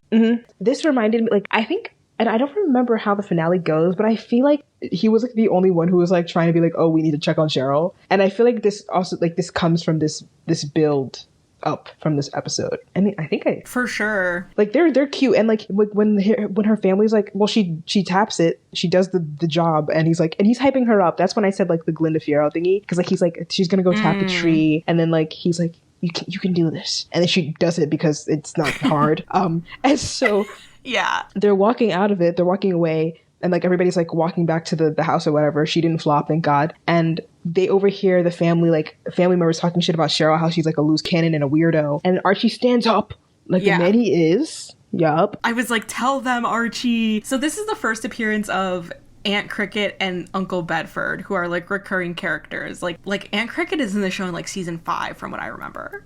Like they're here to stay. So I didn't fucking realize that. I didn't even remember that they were recurring characters. Yeah, they're only in a few episodes, but they're still relevant. They come later back on in the show. But he cleared. He told them like, Cheryl's like one of the best people and like competent and like determined people I know. And then she's like, also I have a 4.0. And I was like, yeah, she's a 4.0. I love that. That was so cute. Oh, because at first Cheryl's like, Archie, you don't have to defend me, which like of course she's saying that because she thinks that she's shit and she doesn't deserve defending, because she thinks that she's as awful as her family thinks she is. Okay. And then Archie stands up for her and he's like, of course Cheryl cried at her brother's funeral. Like, it was her brother. What the fuck do you expect? Exactly. No, like, it really makes sense, like, when you do a little bit of Cheryl character analysis of, like, why she's so just heinous in the streets of the high school, because like her fucking family life sucks and she has zero control. She thinks she's like nothing burger, but in school like everybody treats her like she's something burger, so she has to like really control it, and like she abuses that power because like she can't get it at home, and like she can go too far with it, but like that's why like she acts the way, that's why she moves that way. But he defends her, which is really sweet. Archie's like the only one to like understand Cheryl's perspective, kind of. Like, I know that in recent episodes, like we kind of saw Cheryl and Veronica starting to become friends, even though they completely forgot about that in episode 10, which we'll get to. But I was just like, how come Archie's like the only one who like even like attempts to like see any, like he gets it. He understands Cheryl's perspective and why she feels the way that she does. And I'm like, it's really not that hard. Like, if Archie can get it, no one else has an excuse, because Archie is not very smart. I'm sorry, he's not. Oh, but he's trying. Maybe he's emotionally smart. He's trying. You know what? He is emotionally smart. I agree. Yeah, he's got some emotional, some street smart. Well, no, yes. I didn't say that. Some emotional smarts. There we go. Emotional maturity. Emotional maturity. I guess. I also think, here's the thing. I feel like out of like, he would be right to not give a fuck about Cheryl, because she does some things in this episode where I'm just like, Cheryl, you're not on my good side this episode. You're doing too much. Like, but we'll get to that soon. So the day finishes, and like they keep calling Archie an escort, and I'm like, why do they keep calling him an escort? And earlier in the episode, they're like, you need to escort Cheryl. Yeah. And then somebody called him a gigolo earlier. I think it was Kevin or Veronica. They're like, they're basically Jughead did. Oh, Jughead. They're like saying like, you're slutting yourself out to get all these goods, and like I'm like, okay, yeah, real, but like I get why Archie's doing it. But like they're like, come to us for the gala. Like, everybody's pressuring him. Like, the mom, the dad, Cheryl, like, come to this fucking gala. And he's like, I don't want to fucking go. But he has to. Cheryl calls him Archiekins in this scene. Which I was like, that felt wrong. She knew that she 100% was doing it on purpose. She knew. And I was like, oh, I'm like, it felt so hard to watch. It felt like when Santana's like, because my sex are too hot to erase. And it's like, girl, nobody's buying it. Let it go. I'm not buying this shit from you. You are gay. It's like when in Do Revenge, you are gay. I love that scene. That's a good scene. It's like, it's Archie is kind of like, well, whatever. Like, they're doing something good for me by getting me into this fucking school. And is this? No, that's later on. But he basically comes back and reports back to everybody what happened at the tapping of it all. And who's he talking to in this conversation again? He's just talking to everyone in the student lounge. Where everybody... Isn't this when Veronica and Kevin are like, when they speak at the same time, right? I think that happens when he first gets invited. Or is it? Okay. I have no idea. I don't know. Doesn't matter. They said it though. And he's giving them the update. Did he see Polly at that time? He saw Polly at the tree tapping ceremony, yeah. He talked to her briefly. But it wasn't like anything substantial. She just was like, I'm fine. They got interrupted. Penelope interrupted them. Oh, because he's like, oh, why aren't you answering Betty's calls? Like, she's really worried about you. And she's like, oh, like, I'm fine. And then Penelope fucking... Yeah, whatever. Who cares? But I think at some point, right? So that happens. And then I think this is when Betty and Jughead go... to, like, Cheryl and they her go girls. Approach Cheryl in the hallway. Yes. So Cheryl's with the cheer team. And again, I was like confused. Which I was like, yeah, why don't Veronica and Betty wear their cheer uniforms to school? Literally, why? Like, is it after school practice? Did Betty go to practice? It seems like, you know what I mean? Like, I was like, okay, so Betty's not on the team? They're wearing their uniforms, though, not like their practice outfits. So it's like... Oh, they're wearing their uniforms. Did you have cheerleading in your high school? I did. Did you? Did they wear their uniforms to school ever? Hell no. Unless there was like a performance. Then it was like, cheerleaders would wear their uniforms to school on game days. So they'd wear it all day? But that was the only time they did it. Yeah, they just wore it to school all day. Like, whatever Friday was a game day. But like, that's like low-key unnecessary. Like, that doesn't make any sense. I know, but I feel like that's how it works in most public schools. I mean, this is the joke on Glee. That's why they're always wearing Cheerios uniforms on Glee. I just didn't know that was like real. I didn't know people actually did that. It's real, but they only do it like, okay, like it's not all the time. It's one day, you know, for the months of football season, one day a week, basically. I mean, I guess. But that's why I was like, why aren't Betty and Veronica wearing theirs? No, like why? Like, and I was like, okay, Betty's not on the fucking team. But the next episode, they confirm that she is on the team. So I'm just I feel like they put her back on the team whenever. It's like when the Glee Club needs a 12th member. They just magically pop up. Whenever it's convenient. Like, whenever it's convenient, Betty is a fucking cheerleader. But they go to press Cheryl because Betty's like, where the fuck is Polly? You know, what's going on with Polly? They basically think like, oh, maybe it's unsafe. And that's why she feels like she's like unable to contact them because the Blossoms are, you know, holding her captive or whatever.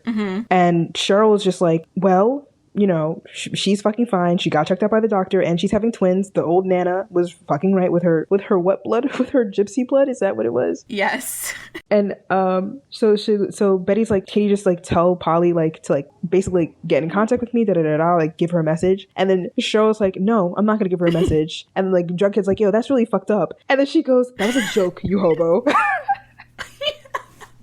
I'm sorry, this was so fucking fun. Like, the concept of Cheryl just, like, saying shit because she thinks it's funny. Like, she just, like, I wasn't being serious. I was just saying no because I wanted to fuck with you. She's literally a troll. Like, she's literally just a fucking troll. That is so funny. Like... This is the first time she calls Jughead a hobo. There's other times. Which she does. Yes, there's multiple times. This is like her thing with Jughead. She, like... I was so shocked when she called him a hobo, but I was like, actually, like, that's kind of real. Like, unfortunate. What does hobo stand for? It's like a derogatory term for like a homeless person. Like, it's basically being like, you dirty bum. You know? Yeah, I know that, but like, what's the bow? Like, okay, that makes sense. It's like homeless, but bow? Oh, I didn't realize it was short for anything. I just thought it was like I just thought I thought it was short for something. Well. Oh, interesting. Oh, doesn't matter. Anyway, you know, I guess it's offensive that she's calling anyone a hobo, sure, but like, sure. I don't know, it's just like so funny. It was funny. I'm sorry. So she gets away with it because it's funny, but like also not really, but like also like and because it's Jughead. I don't know, right? And I don't know if she ever gives this fucking message to Polly. I doubt it. I don't know. Cheryl's on one. She's on one this episode. Yeah, this was like confusing to me because I was like, okay, Cheryl and Betty were literally on the same page in episode 7. Remember? Like when Cheryl was like, oh, I want to help you out with Polly and she could come live with us and she needs to stay away from Thornhill. And then the next episode, she's like, no, you're going to live at Thornhill and now I'm going to like be a bitch and like not care about Polly and not like Betty and Cheryl were just on good terms. What happened? This is why I like love that I don't remember the other episodes, because I forgot that they're on the same terms. And if I did remember, it would have pissed me off. It made me be like well, what's going on? Are we against each other? Are we for? Veronica and Cheryl had just had an understanding. Now they're beefing again. Can you guys choose? So inconsistent. It's inconsistent. Specifically with Cheryl, it's like we decide when we want her to be a bitch and when we don't, and then that just decides the relationship that she has with other characters. Exactly. Like, oh, she's being a bitch in this episode, so now she's not nice to Betty anymore. Like, okay. It's like whatever fits the storyline, like, will make it happen. And so I guess. Right. So right now she's got, I guess, I don't understand them. I don't. But either way, she's on her bribing Archie vibe, and oh my God. She pulls up to Archie's house. Fred opens the door. Do you have the line? You could say the full line. Hi, Mr. Andrews. Nice haircut. Looking incredibly Delphi today. Or did she say extremely Delphi? I don't know. One of those. Listen, and I'll tell you this. Why did she say this? Why did she say this? And it's the same reason why Santana goes to John Stamos's character. Why she's like obsessed with him, yeah. It's literally like the same vibe. Like, oh, he can drill me any day. Same, like, okay, you're doing too much where it's not even realistic that that you even find this man attractive, actually. It's overcompensating. Like, you really need to be calling Archie's dad a DILF for what reason? Like, and I don't even think he had a haircut in that scene. No, he definitely didn't. And also, like, he definitely doesn't even know what DILF means. He was probably like, I have no idea what you just said. I hope he doesn't, because it'd feel more awkward if he did know. Like, I wouldn't be able to sleep. Like, would you, like, imagine, like, you have kids in the future and they're like, what, in high school, and then one of them comes up to you and they're like, oh, you're such a MILF.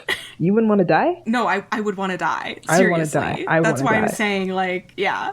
It's not. I don't want it. But she pops up to the house. That's why I feel like Fred was just like, sure, okay. He's just like, whatever. Like, these kids are fucking weird. She comes, and I keep forgetting that Jughead lives with them, but she pulls up and she drops off this guitar for... She just walks in also. She just walks into the house. And she drops his guitar off, and while she's walking in, Jughead goes, the ice woman cometh. He has some good one-liners.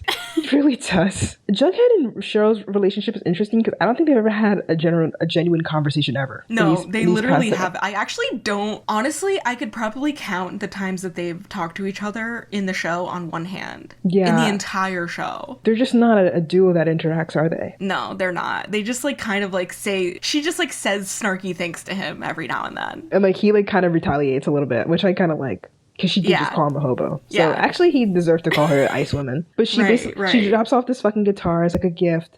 And then like whatever. And then she goes, my claustrophobia acts up in small houses. Another iconic Cheryl line. Very Sue. What were you saying? I just wanted to say that this guitar is like, as a person who knows about guitars, first of all, this guitar is like so sexy and it is very expensive. It's like, I promise you, at least $5,000, if not more. I trust it. It looked pretty. Would you accept the gift that expensive? It was a very expensive guitar. Like that's fucking insane. I would be so uncomfortable accepting that. Why am I like the only one who's like, oh, like I would take it. You're real. I respect it. Yeah. No, I respect it. But Fred tells him to not accept it, to give it back. Yeah, because he's like, well, he's over rich people today because, Hermione, dropped that news on him. And he knows how rich people are. These rich people, like, they always want something. And then freaking Jughead says he's pimping himself out to the Blossoms. And I'm like, I would too. Like, I get it, Archie. Like, I get why you're pimping yourself out a little bit. Yeah, like, why not? He's getting something out of it. Like, I don't know. Like, I'd squeeze, listen, if I had like an extremely, extremely rich friend, I'd squeeze every dollar I could get out of them. Like, that's how you're going to show me. Right, if they're offering. Like, if I was friends with Veronica, give me everything, actually. Yeah. You can hand it over. You don't need it. If you're offering, like, why not? No, yeah, if you're offering. I'll even ask, too. Fuck it. I don't care. I don't care. Real. Yeah, Cheryl kisses Archie on the cheek before she leaves. Mm-hmm. And then he has like a fucking lipstick mark on his face. Yeah. Throughout the rest of the conversation. There was a lot of lipstick on Archie's face in this episode. Yeah, it was. There was a lot. But Archie, as always, Archie needs to handle business, and he's heard that, the Cliffords are kind of fucking with Fred too. So during his fitting, because he basically when they told Archie, oh, you should come to the gala, he's like, oh, I don't have anything for the gala. They're like, we'll get a suit fitted. So they're at the suit fitting right now, and he's with Clifford, and he's basically trying to negotiate with Clifford to help make Clifford like, oh, instead of giving me access to the music school, instead like help my dad instead, or something like that. And Clifford's like, I respect your negotiation skills, but I don't fucking know. What did he say? He says, oh, I really respect that. Jason never would have done that for me. And I was like, okay, fucked up. If that isn't a fucking clue, I don't know what is. Okay, literally, like, you're talking about your dead son like that, and he just died. Right, he just died. I don't know why on the suspects, like, you know how Jughead and Betty have that fucking big board. I don't know why no one has clocked that the Blossoms are fucking weird when it comes to Jason. They're not mourning that kid at all. Like, how are you not, like, they would have been, first of all, everybody knows when somebody passes away or somebody gets murdered, you have to look at the closest people to them. They're like the highest chance of being guilty. So the fact that they don't have them on the list is a big flaw. Points lost for Jughead and Betty, because they're obviously not real detectives. They're obviously sophomores in high school. How dare they? How fucking dare they, man? How fucking dare they?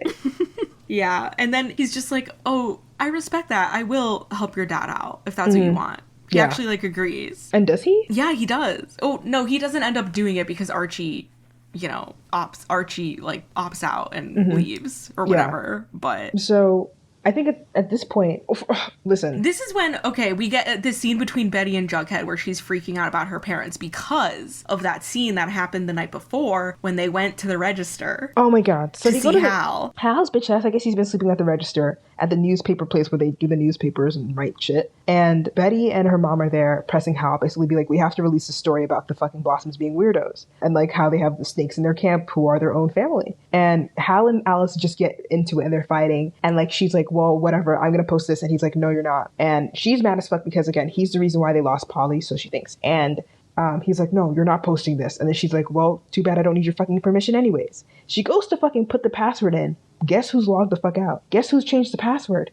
He did. He changed the password on her and he fires her. I'm like, the audacity. Like, you guys are fucking married. You're literally married and you're locked in. Like, I'm assuming like you own, like, I don't know, stakes in this business too, Alice. You're going to let him kick you out of the password like that, girl? But insane. She's mad as fuck.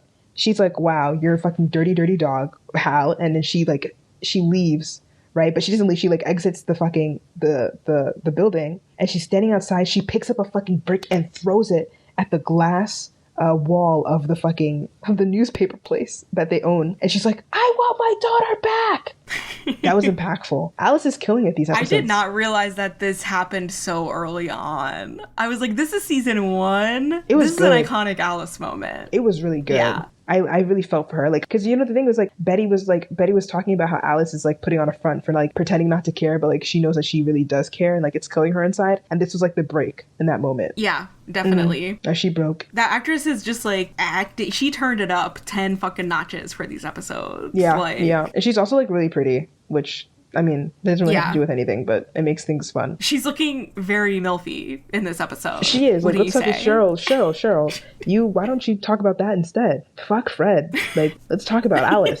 Let's wake that shit up, please. Right. But Betty's not complaining, but she's like, talking about her family issues with Juggy. I was like, she's right. Like, she's like, my parents are like arguing and throwing rocks at each other's fucking houses and like, I'm the only, like, Betty's like the maturest one here. She's the only mature one here. All of the children in this show are more mature than the adults. Which is crazy because she's the one doing fingernails. Right.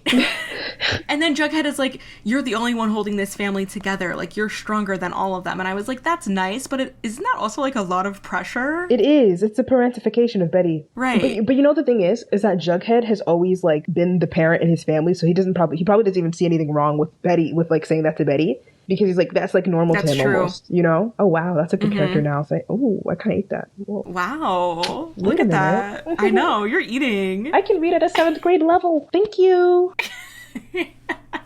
My next note just says, it took almost 30 minutes for Val to appear in this episode. And she appears, and it's because Cheryl, which, okay, but before we even get to that, right? Wait. Oh, no, wait. Before we get to that, Alice is going through it. And then Jughead and Betty ask her to come write at the school newspaper to make her feel better.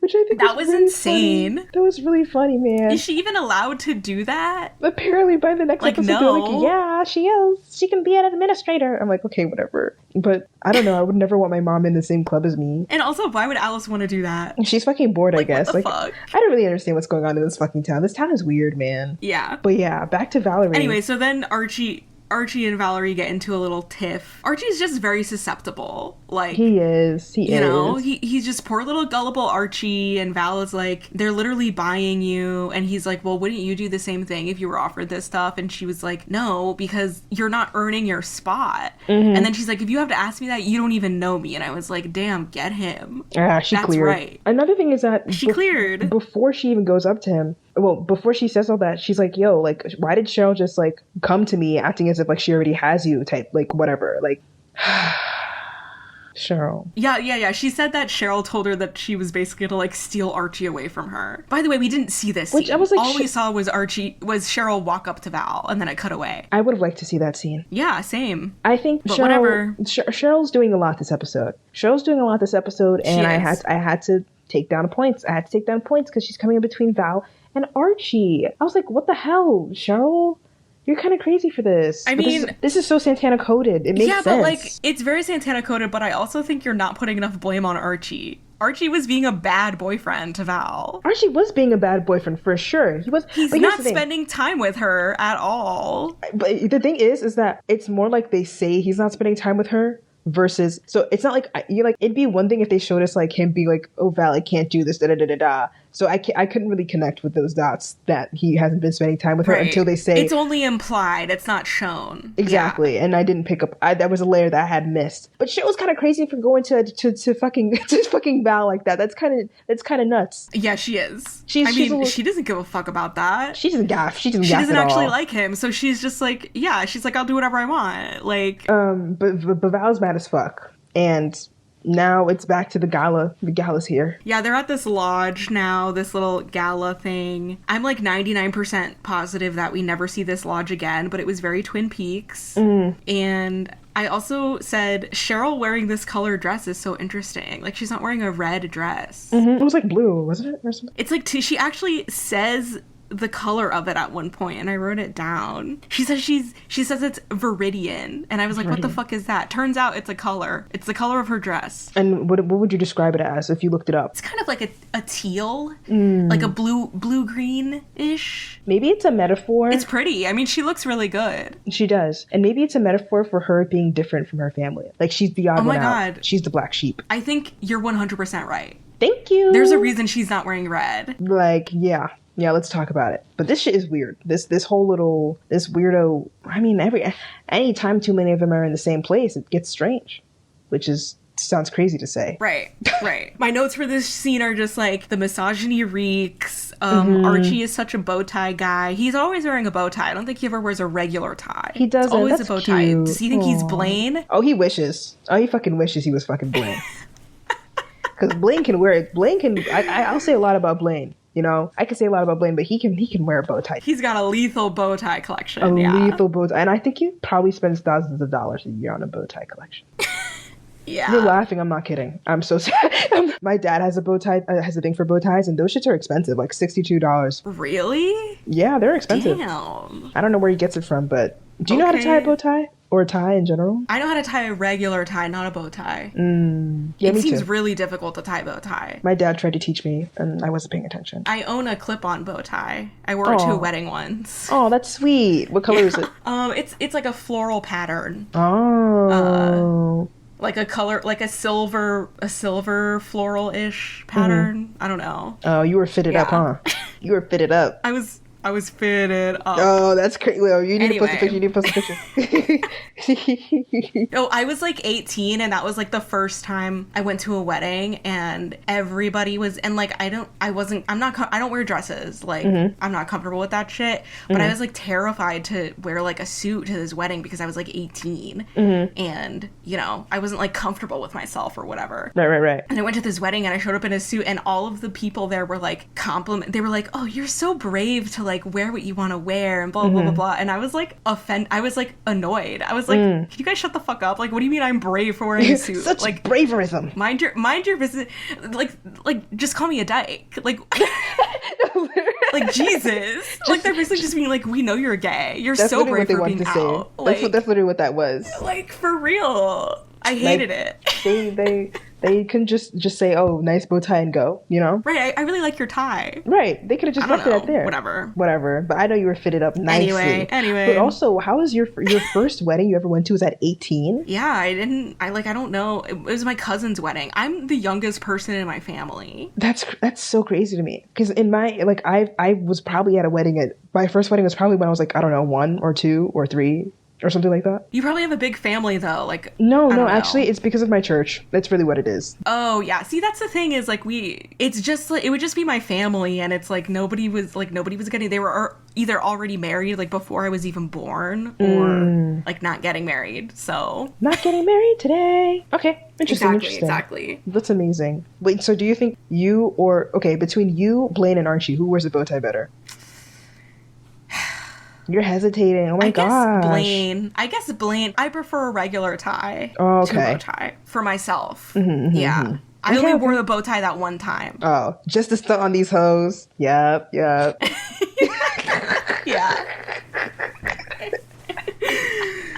Oh my god. Okay, we need to continue. We're going really long. Yeah. Back to the gala.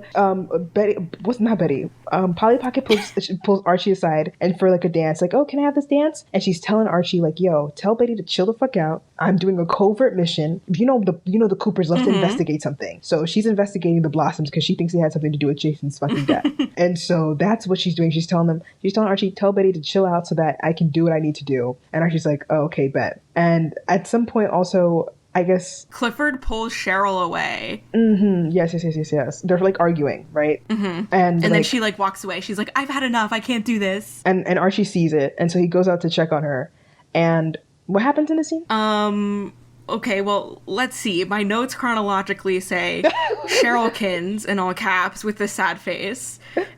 And then this is the episode where we see that the mean girl has a heart. And then apart from the comphet, it's also like Archie's literally the only person Cheryl has right now that doesn't hate her. She's so lonely. Someone please hug her. Okay, she's basically just explaining to Archie, like, everyone hates me. And at school, that's fine because it's just school. But like at home, like I can't deal with everybody hating me in my own fucking home. For no real reason either. Like, right. Just because they hate women. Yeah. But it's like the women also hate her, but like... Girl, that doesn't matter. You know that doesn't matter. I know it doesn't matter, but it's like nobody hates the other woman as... Like, nobody's like fucking shitting on Penelope. Right. Well, yeah, I know. I guess Cheryl committed the crime of being a teenage girl. I don't know. An emotional teenage girl, God forbid. Someone who mourned her brother. Who has total reason, justified emotions, yeah. God forbid a girl get emotional about her brother being shot in the head after she helped him tried to help him escape their abusive family home. Literally. God forbid.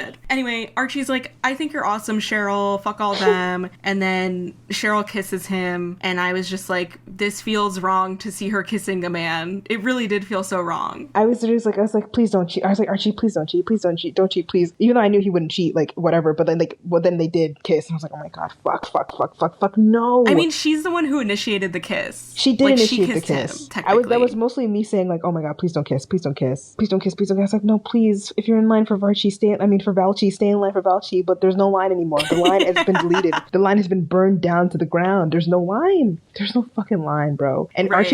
Archie's like mad because he's like, yo, Cheryl, like, what the heck? Like, what do you think is going on? And then Cheryl spills tea. She's like, yo, you're only here because like, you're not because you care about me, but because you're using me and like my family's funds. Like, you're no better than I am type shit. Yeah, she basically was just like, nobody actually like wants me for me or likes me. They just want something from me and my family. And I was like, oh, that's so sad. And then she realizes that Archie is there for the same reason. He wants something from her. She knew the whole time, you know, like yeah, but it was she did. I also just have a note that says Archie doesn't know what to do with all that. He really doesn't. I don't think he knows what to do with anything. I don't even think he knows what to do with himself. He's just always just confused. No, he doesn't. He's always so confusified. But he's decided to leave. He's leaving, and as he's leaving, he overhears the Blossom parents talking shit about the lodges. And basically, from what they're saying, he can infer that they're somehow responsible for sending Hiram to jail. I didn't take that out of the conversation. I only realized that that was what they were talking about when he explicitly says to Betty and Jughead, quote, they're responsible for sending Hiram to jail. Yeah, I kind of thought the same thing. I was like, what the fuck are you guys, what are you talking about? But it was explained. And so Archie reports back like the next day to to Betty and Jughead and also Alice, because now she like works at the newspaper, the school newspaper. But in him saying like, oh, they might have put Hiram in jail, then everybody gets the bright idea, not the idea, but they're like, oh my God, if they put Hiram in jail, he has a motive to kill Jason. And I was like, oh, fuck me. So now Hiram is the suspect, the number one suspect. Hiram, suspect lodged. And I was like, it'd be kind of fucking crazy. Like, just like, oh, I mean, to be fair, if you were put into jail, or in prison, would you go kill your op's son in the forehead and shoot him in the forehead? Or? I mean, it depends on what the reason is. Like, is it that serious? Like, I mean, not the son. That's what I'm saying. I want to kill him, not the fucking son. That doesn't make sense. They're like, oh, stupid. Like to break apart a family, just like they broke apart, the Lodge's family. I mean, I guess not really. That's terrible logic. Because Jason was the heir, so he was going to be the one that took over the Blossom Maple company, basically. Which is like all the more. So they're reason, like, oh, Hiram wanted to mess that up. But like, also like that's more of the reason to like kill Clifford, because if Clifford dies and then 17-year-old Jason gets put into power, then he can easily manipulate 17-year-old Jason, kind of, sort of. Exactly. Jason would be better than Clifford. Exactly. Whatever. But he's... you know what? That's why Hiram's a red herring. Exactly. And he's a good red herring, too, because I think back when this first came out, I was like, oh, Hiram did that shit. I know he did it. Mm-hmm. I think I was even suspicious of Veronica, too, somehow. Somehow, yeah. Anyway, Val dumps Archie. Which was sad. She says, ever since we started dating, you've ignored me and you've ditched me. And I was like, yeah, so did the show. This kind of felt like lampshading. Yeah. But she did eat this. She ate him up. Oh, she did. She was right. She devoured. Because he's basically, I think they're walking to school and she's like, no, I don't want this. Like, I'm done with you, I think it would have made more sense if it was like, I don't know. I mean, actually, she does. Never mind. I'm not even going to continue that statement. But that's that. Val and Archie, they're finished. RIP. R.I.P. to Val and Archie. You were good while you lasted, I guess. It's actually so sad. From what we saw. We didn't see anything. It's really sad what they've done with, like, it's whatever.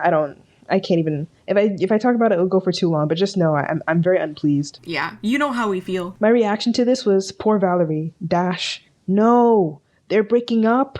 What the fuck? This is terrible. Why me? Oh my gosh. All caps.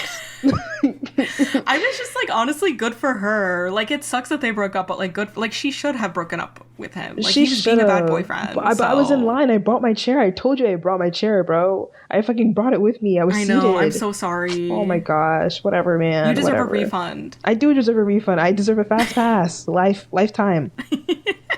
So this episode ends with Cheryl like crossing out Archie and Polly's faces on this picture of them at the tree tapping, and I was like, this is a stupid fucking ending to an episode. I don't understand why she's... Well, I guess I understand why she's mad at Archie. What the fuck did Polly do? Why is Polly in it? Yeah, why you say fuck me for? Polly didn't do shit. Like, she actually didn't do anything. And while she's like... Why is she so mad at her? Cheryl's like manic, like crossing out these people's faces while Jughead's doing like a voiceover being like, and while all this is happening, Cheryl's like losing her mind or whatever he says. Like, oh, she's like, like a chaos waiting to happen. Like Hurricane Cheryl is coming through. And like, mind you, there's zero follow-up to this. Like, yeah, Cheryl is kind of being a menace in the next episode, but that's completely unrelated to Archie or Polly. So I don't understand this. It made no sense. I was waiting for episode, so now we'll get into episode 10, but I was like, when does that come up? Like, they do nothing with it. Cheryl's just crazy for no reason. They just have her like scribbling. It's so stupid. They just have her scribbling for no reason. It's kind of funny. They just wanted a dramatic cliffhanger for the episode, and it didn't make any sense. It was like, grrr, she's mad. But whatever. On to the next. Anyway, before we leave this episode, lines that I wanted to mention. When Cheryl first approaches Archie, he's playing guitar, and she says, "If music be the food of love, play on, play on." Play on, play on. Which is a Shakespeare quote, but it was still really funny. It reminds me, it has the same intonation of when, It has the same intonation of when Rachel Berry at the end of Landslide, when she says something about the sapphic whatever. Brava, brava. Uncharted sapphic territory. Yeah. It does have the, oh my god, it has the same exact intonation. You're right. We're gonna have to compare that now. Oh god, that's too good. Cheryl says, when Jason died, I thought I tapped my last tree. I just thought that was funny. And then, of course, you're looking extremely Delphi today. And then Kevin says a line to Veronica when he's like, remember when you went swooping in to save Ethel because you thought she might be suicidal? And I was like, you're just so nonchalant about this. Like, Jesus Christ. The lines. And also, after Cheryl kisses Archie, she says, my lipstick is maple red, by the way, in case you're wondering why it tastes so sweet. Okay. My sex are too hot to erase. Imagine someone saying that to you after kissing them. I would, well, first of all, I was okay. wondering, like, I would like, do you think it like tasted, no homo, but do you think it tasted good? I know. I was like, does she have flavored lipstick? Is that a thing? I don't know, but I feel like I know they have flavored chapstick, but flavored lipstick? lip gloss even, but lipstick, I don't know. That doesn't sit right with me. Right. I'm not a fan. Yeah, I know. It's a little odd. I feel like she was maybe just trying to like make it less awkward. Like she was like, yikes, that was awkward. Let me say something. Like let me save it. She's like, let me control it, and she completely lost it. Actually. Yeah. And then I'll talk about gay Cheryl moments at the end of episode 10. There's so many. Okay. Are you ready to go for episode 10? Hello everyone, this is future Emily editing. I just wanted to give a little warning that we were having some technical difficulties and had to like switch recording platforms, and we had to record the rest of the podcast on Zoom. So the audio quality is not that great. It's not terrible. It's not like unlistenable or anything, but the levels are kind of off. Sorry if one person is louder than the other at points. There's not really anything I could do about it, but I don't think it's that bad. So I just wanted to let everyone know, because I know everybody's gonna be bombarding me with comments about this. Just kidding. No one will care. But here's the warning. The rest of this podcast, just, don't expect great audio quality, and it won't be like this in the future. I promise. Sorry. Anyway, enjoy. Whack-ass episode 10. Episode 10. It's called The Lost Weekend. I don't really think this title has much to do with the episode. It's just about a guy who's like recently sober. Yeah. That's... Maybe this could be Jughead. Who knows? Oh, I was thinking more like his dad. Yeah. I have no idea. Jughead's kind of the main character of this episode. Which, that's nice. Okay, so ready to tackle it?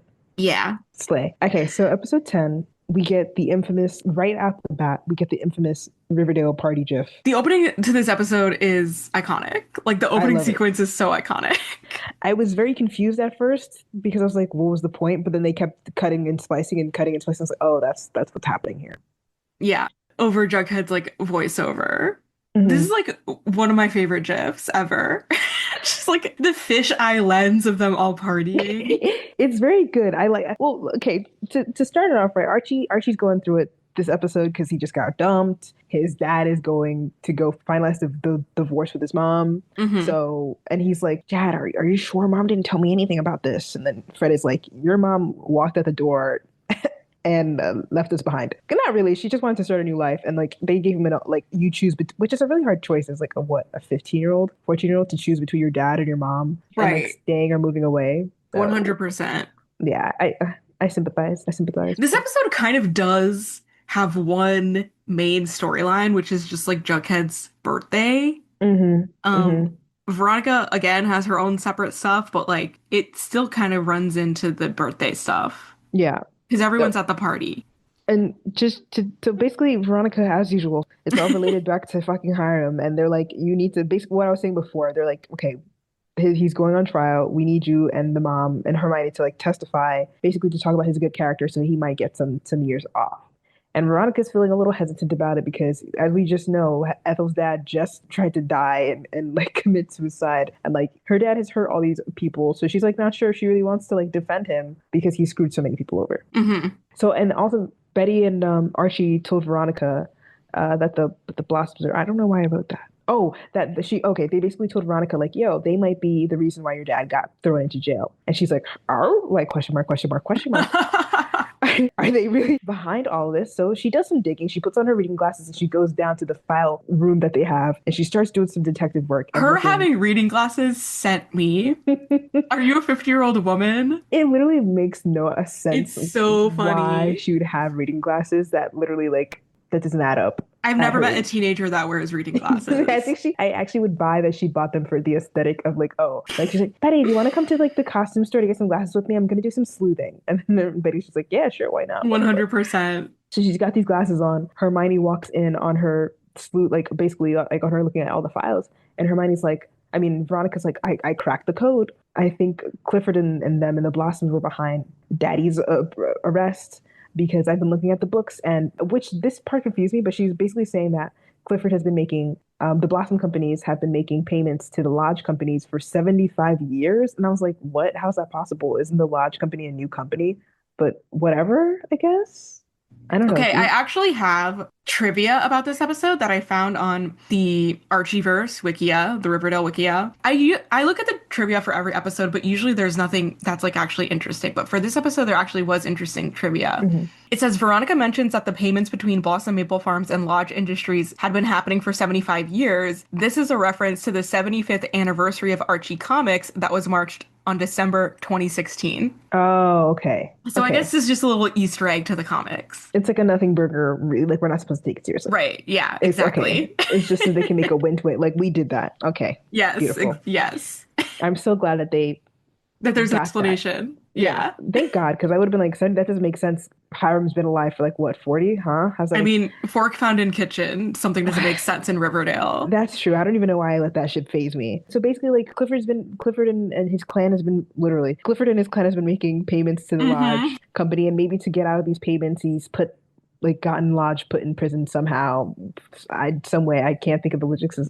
But rich people do crazy shit all the time, so getting him put into prison is not that crazy for a rich person to do. And Hermione's gagged, and she's like, "Oh my God, that wig wearing monster!" Literally quote wig wearing monster. He You does think wear wigs, yes. Do you Oh wear yeah, he wigs? does wear wigs. He does wear wigs. Oh, I forgot that. I forgot that he We actually find this out, I think, in in the like an next episode. episode. Yeah, right. Yeah. Oh, okay, okay, okay. Oh, I like how everybody knows that he's wearing wigs.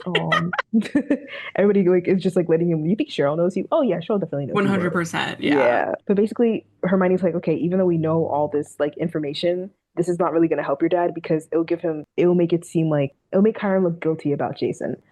Because you know to get his look back on the Cliffords, he'd shoot Jason in the fucking forehead, I guess, which is crazy. But they Yeah, it basically really doesn't make any sense. it doesn't. But she's like telling Veronica to let it go. Does Veronica let it go? Of course not. She goes to the lawyer anyways, and she's like, I think that the Cliffords and the Blossom clan might be behind all of it. And then the lawyer's like, Nick, we been you, girl. Like she thinks she's discovering something. Mind you, everybody already knew. I But know, I was whatever. like, imagine being a licensed lawyer and like taking advice from a teenager. Not they Like haven't even Veronica. like, and she's coming in all serious too. Like she's dead ass serious, and she's really trying to control it. She really is trying to She control it, which pulled I up in her appreciate. business casual. Like she's trying to take care of her dad low key just a little bit. Like she does still care about Daddy-O, even though he kind of killed. Well, I mean, he's not necessarily directly the one who put the Right. pills in Ethel's dad's hand, but still. Hmm. And so the lawyer's like, "Girl, we knew, but look at this letter from your dad." And in the letter, he basically, and long story short, he basically tells her, "Girl, if you don't testify for me, I'm gonna pull your mom into it, and she's not as innocent as she looks." So basically, he's like, help me out. Manipulating. It's a Yeah, blackmail. manipulating. Yeah. Manipulate. Does it count as blackmail if she didn't do anything wrong? Like, what are the logistics of blackmail? Because I was gonna say blackmail, but I was like, oh, but he has nothing on her technically that she didn't do anything. Like, he wouldn't expose. How does that work? Well, What's black? he's kind of blackmailing her with Hermione, or I guess Black, he's kind of blackmailing Hermione.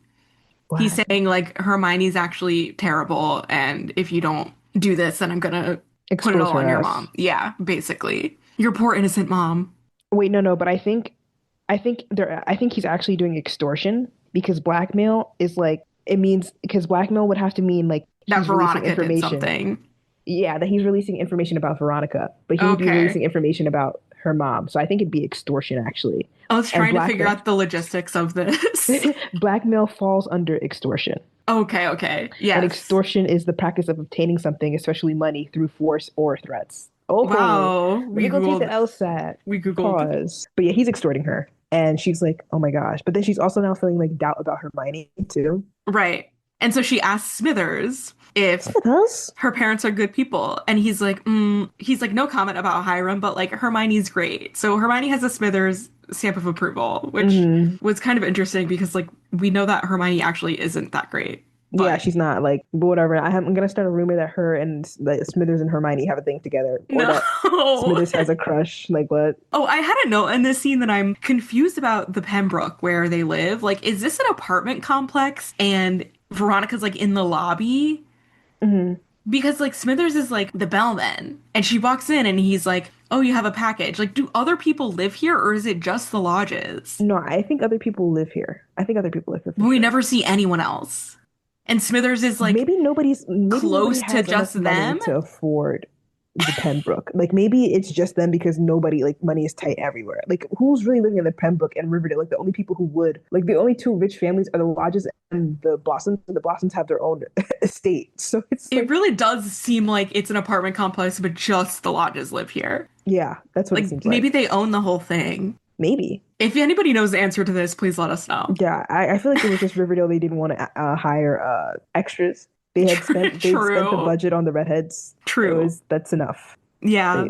Yeah. And yeah, I wouldn't be surprised. Like, do you think if like people are rare to find, right? Do you think it's like, oh, like they cost more? Like they like, get paid extra? No, I know that extras don't get paid unless they speak. Like I think as Mm, long as you don't have any speaking lines and like you just like show up, like they put out casting calls and they're like, we need extras in this scene and people show up, basically. Well, there are no extras in Pembroke. It's just her and her mom and Smithers. Mm-hmm. And Smithers, so because Smithers is like, your mom is cool, she decides to testify for Hiram so that he doesn't fucking like throw Hermione under the bus. So she's doing a big one for her mama. And and then the other thing was like, okay, I mean, this is more to the dance battle. I guess that's Yeah, is it all the of my other Veronica notes are about the dance battle, except for the fact that Hiram sends her pearls at the end of the yeah. episode. Yeah, Hiram sends her some pearls, which is like, thanks for testifying. And she's like, Yeah, ugh. but I was also like, how does he know that she ruined her other pearls? That's what I was. That I was like, maybe he just sent her another. He like, was like, oh, have another set. Or maybe Hermione told him, who knows? When she tore those pearls, do they lose value if they're not on the string? Because I'd be picking those shits right back up. I don't think they do. I think they're still valuable, Yeah, I'd sell for them one by sure. one. You Yeah, I crazy? wonder if Betty picked them up afterwards. What's the debate going in afterwards and picking up the pearl? Well, Betty was there. She like hugged her in the scene.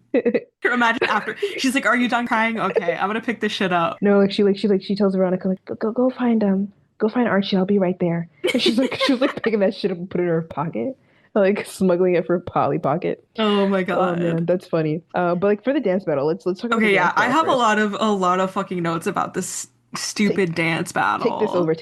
Take over. This is so fucking cringe, dude. Oh my God. Oh my Like, I God. couldn't even watch it. I hate this. I hate this. I was like, this episode is the perfect example of when I say, people don't remember that season one was also cringe. Just watch this Mm-hmm. episode. Just watch Mm-hmm. this fucking episode It's and blow tell after me blow. with a serious face that this is a good, like, serious show. It's It's not. not. It's so unserious. Okay. It's so unserious. It got to the point where I was like, wow. And it was like blow after blow, but not just like because they've been saying crazy things for the past 9 episodes. It Hmm. was crazy things that are also viral that everybody also knows that has also been Yes. turned into like memes. So I'm like, Weird, I'm a Weirdo is one of the most famous Riverdale things. Everybody mhm, knows this, and it's I'm from this weird. episode. I'm a weirdo. You ever see me without the stupid hat? And Veronica's mad at Cheryl because she's basically taking out like their parents' issues out on Cheryl, essentially. Like, oh, your family got my dad potentially in trouble, so now I'm beefing with you, kind of. Yeah, and she like showed up late to cheer practice, and so Cheryl is like, "You get to be on the bottom, in the back, and like on the bottom of the pyramid." And Hmm. Veronica's like, "Let's battle for it. You're just gonna treat me like shit. Let's Hmm. battle for it." I also have a note that just says, "Why is Cheryl the only one wearing sweatpants in this scene?" Did you notice this? She's literally the only one wearing sweatpants. No, I didn't And notice, but of everybody else course is you wearing noticed. shorts. Headcanon, maybe she got her period that day. Headcanon. Yeah, maybe that's what, or maybe it was cold. Maybe she has anemia. True. I mean, wouldn't she have been freezing fucking cold in the last episode in that dress when they were out in the snow? You gotta thug it out sometimes. You gotta just do what you have to do. Like beauty is pain, question mark. Or wait, True. we can combine both of our theories of you thinking she has a period and me thinking she has anemia. Because she's losing so much blood, her anemia is acting even worse than usual. So she now has to wear sweatpants. She got her period overnight in between episode 9 and 10. Yeah. Okay, it works. It It works. It works. works good enough. And so they do this fucking dance battle, and I was like, no, please, no, please, no. I had, Who it was, choreographed this? it was painful, genuinely painful. They both thought they ate. No, I have that down. I literally have that down. I have that down. I said, the way neither of them ate, I'm crying. Imagine being at cheerleading practice and then they just start busting out with with this dance battle right in Bust front the of move. you. Yo, low key, no, like, I'm not even gonna lie. Will Schuster would eat them up in a dance battle. Honestly, Easily. yes. Because he eats. He He's eats a good at like dancer. he's He's a a good very good dancer. dancer and like say what you want about him, but he has moves. Like he would like I don't know what was going on. Like I had to close my eyes and I was I like I love was that really they don't have a coach. Like it's just Cheryl it's that's in just Cheryl was charge. just you know what I was really hoping that you didn't like it because I was like I'm gonna be so sad if you think Cheryl ate and I have to break your heart. I'm Tell honestly me kind of that she offended that you didn't. would think that I thought this was like serious, like good dancing. Like it's so fucking I'm not saying they're bad dancers, like they're fine. It's just like so fucking like stupid and cringe. It's And the stupid, music cringe. is like it sounds like copyright music. Like it's Mm-hmm. so bad. Do do Copyright free do do music. do do do do do do do do. Like they could have been dancing to that. The Yeah. fucking YouTube get ready with me bullshit. Like it was. Oh my I have god, to put that song over it now. it was just so. It was so terrible. But like, why were the cheerleaders? But you know what, low key, I don't think the cheerleaders dead ass think that Veronica was better. I think they were just tired of Cheryl. Yeah. Also, Betty was having the time of her life. Betty loved watching this. Of course she did. Her gay ass. She still doesn't know they're fucking related. So you're. Oh my God. Also, Oh I did god. say Cheryl did win with the hairography, though. She I was was doing gonna bring so up the much with her hair. hairography. She was relying Yeah, on the hairography a little bit. She she definitely was. was. She watched the hairography episode of Glee and she was like, I'm taking this to heart. She's like, I know what to do. I know. I know how to control it. Oh my God. So anyway, yeah, they have this stupid. Also, they started dancing in sync at the end. I was like, oh, Yeah, this must be choreography from a routine or something. exactly. Like, oh man. But anyways, they do a vote. Like Betty's like, well, ladies, all hands up for Veronica, and then like everybody raises their hands for Veronica, and it's like, well, it looks like they liked Veronica, and I'm like, I don't even know what they were fighting for. Like, I don't know what the vote was even for, Right. but whatever. My note here just says this is kind of like if Kamala won the presidency. Do you think that's apt? Because we all listen, not to compare Cheryl to Trump, but I just mean in the sense that Veronica like Kamala still bad, you No, yeah, know? Like we right, don't right, like right. Kamala either, but like she Exactly, was the lesser of two evils. exactly. The lesser of two evils. Yes, exactly. That's what they were voting for. The Vixens were voting for the lesser of two evils, and they cast their vote for Kamala. You know what Veronica was Lodge so 2024. Veronica Lodge 2024, Veronica Lodge 2028. Like, oh my God, you controlled it in the end. You really did control it in the end. Like, I get you. That's literally what it was. Like, it Oh wasn't my about who God. ate. It wasn't about who ate anything. It was about who, I don't even know.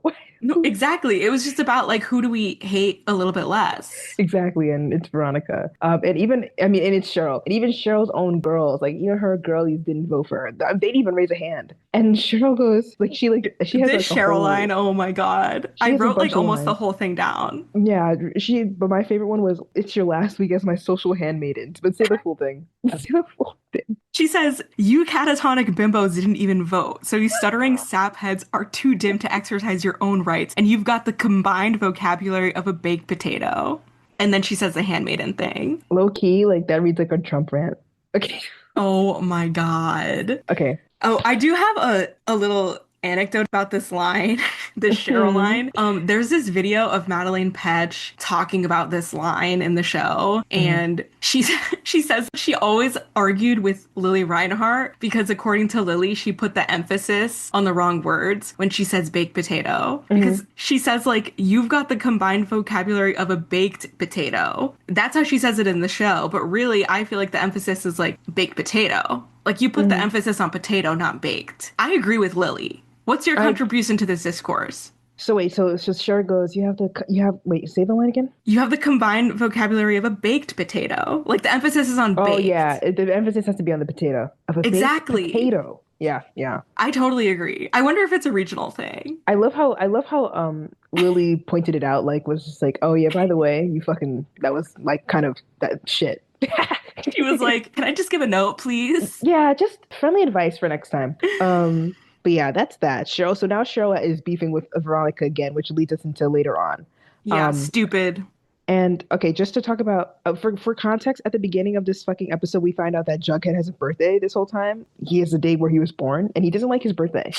He has a birthday. He Crazy. has a birthday like all of us do. And Archie tells Betty like, oh, like his birthday is coming up, and Betty's like, oh, gee, I didn't even know. And he's like, well, yeah, well, that's because he doesn't like his birthday. And he's like, oh, he tells Betty like, you're gonna go with Jughead to the movie theaters instead of me, and I'm not because I don't want a third wheel. Blah blah blah blah. And then he said something about a fourth musketeer. What does that mean? What are they talking Okay, about? I had the same note. He's like, "Oh, it'll be like old times, like the Three Musketeers," and then Betty's like, "There was four Musketeers," and I was like, "What?" I feel like they were talking about Kevin, low key. No, I think Betty is saying that it wasn't the Three Musketeers; it was the Four Musketeers. Like the Oh, movie, the or the book, or whatever the fuck it is oh, actually the Four Musketeers. No, is it's it actually? not. Like what? I It's interpreted definitely it Three the other way. Musketeers. No, that's why I interpreted it like, oh, there was a fourth person in their group that Archie forgot about. Oh, That's how I I took don't it. think there would be though. Is the Not. emphasis on baked or is the emphasis on potato? Let us know in the Yeah, just so comments. in the comments. I don't think we're gonna solve it here. I feel like it was Kevin though. Like my money's on Kevin. If Even there though was a fourth. Jughead doesn't consider Kevin inner circle. That's Jughead does true. not like Kevin like that. He doesn't fuck with Kevin, Okay, which but if they're all childhood friends, why doesn't Betty know how Jughead feels about his birthday? Like this made no sense. yeah, How yeah. come Archie's the only one who knows about this? That doesn't make any yeah. You know what? I hate this show. Again, it doesn't seem like Betty and Jughead were actually friends. It doesn't. It really doesn't. And they confuse like I just the continuity is it's not good. Yeah. It's not good. It doesn't make Believe it or sense. not. Believe it or Believe it or not. not, Riverdale doesn't have stunning continuity. I know everybody was thinking that they did, and now you're shocked, but they don't. Wow. I will say Jughead having a tradition of just going to a Double double feature. feature at the movie theater is real, though, for That's his real, and birthday. I think That's that's what I do on my endearing. birthday every year. I go to the movies. Oh, that's awesome. Yeah, last year I saw Wicked, and this year I'll probably also see Wicked because my birthday's in December. So, Oh my God. You're like a late. So did you go to school? Did you start school late or did you start school early? Like, were you the youngest in your class or well, the my oldest? birthday's over like Christmas break, technically. Mm, So, I think I'm a little bit older than, like, I was born at the very, very end of 96, like 4 days before 97, hmm. basically. So, I'm the same age as people born in 97. So, I guess I'm just a little bit older than most people. So for your class, like, were you always the oldest or the youngest? I guess I was a little bit older, but it wasn't like crazy. Mm. Okay, so now Betty's like, okay, like we have to plan this surprise party for Jughead, who's a loner and doesn't even like his birthday, but like she's trying to do something cute. Like I get it, I get why she Yeah, whatever. this was like an interesting, this was like the conflict of the episode. Was Hmm. the fact that like it's Jughead's birthday and he fucking hates his birthday and he doesn't want to celebrate it, which I understand. He has like Hmm. understandable reasoning, Right, which um, is which is that he has trauma behind it. He didn't like that when he was a kid, on his birthday, his parents and family would just like pretend that everything was okay for a day. mhm, And he just wants it to be treated like any other normal day. right. And nobody's clock. I mean, Archie does know because Archie's like, Betty, you shouldn't do this because like I don't want to get my ass torn up by Jughead because he really wouldn't like this. And Betty's like, no, no, no. Everybody just says that they don't like their birthday, but they still want something. And I'm like, oh well, we'll see. And Archie was I'm not right. gonna lie, I was kind of feeling the Jarchi when Archie was like the only one who was like insisting. He was like, guys, no, I Oh promise you, yeah, Jughead really doesn't want this. the Yowie was strong. It was. It was. It It really was. was. And there's also a scene with Betty and her mom where Betty's mom is just like, or Alice is just like, oh, so you're like getting really serious about this Jughead kid, basically. And like, Betty's like, yeah, blah, blah, blah, blah, blah, like whatever. And then she like asks her mom, like, when you and dad started dating, did you tell him everything about yourself? And then Alice goes, I sure did. And I wish I hadn't.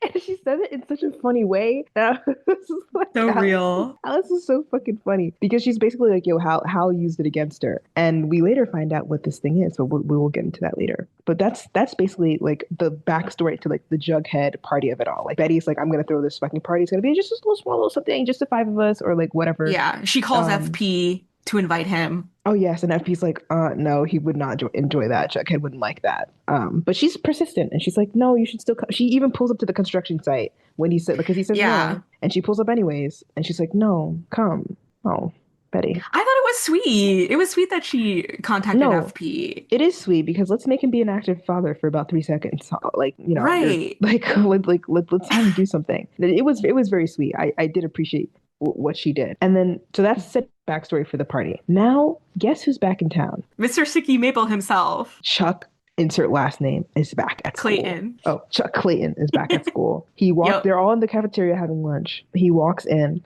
and obviously Kevin has to say something fucking stupid. Like, I think his lats got bigger. Not that I care. He's evil. I'm like, Kevin, please. I noted that line too.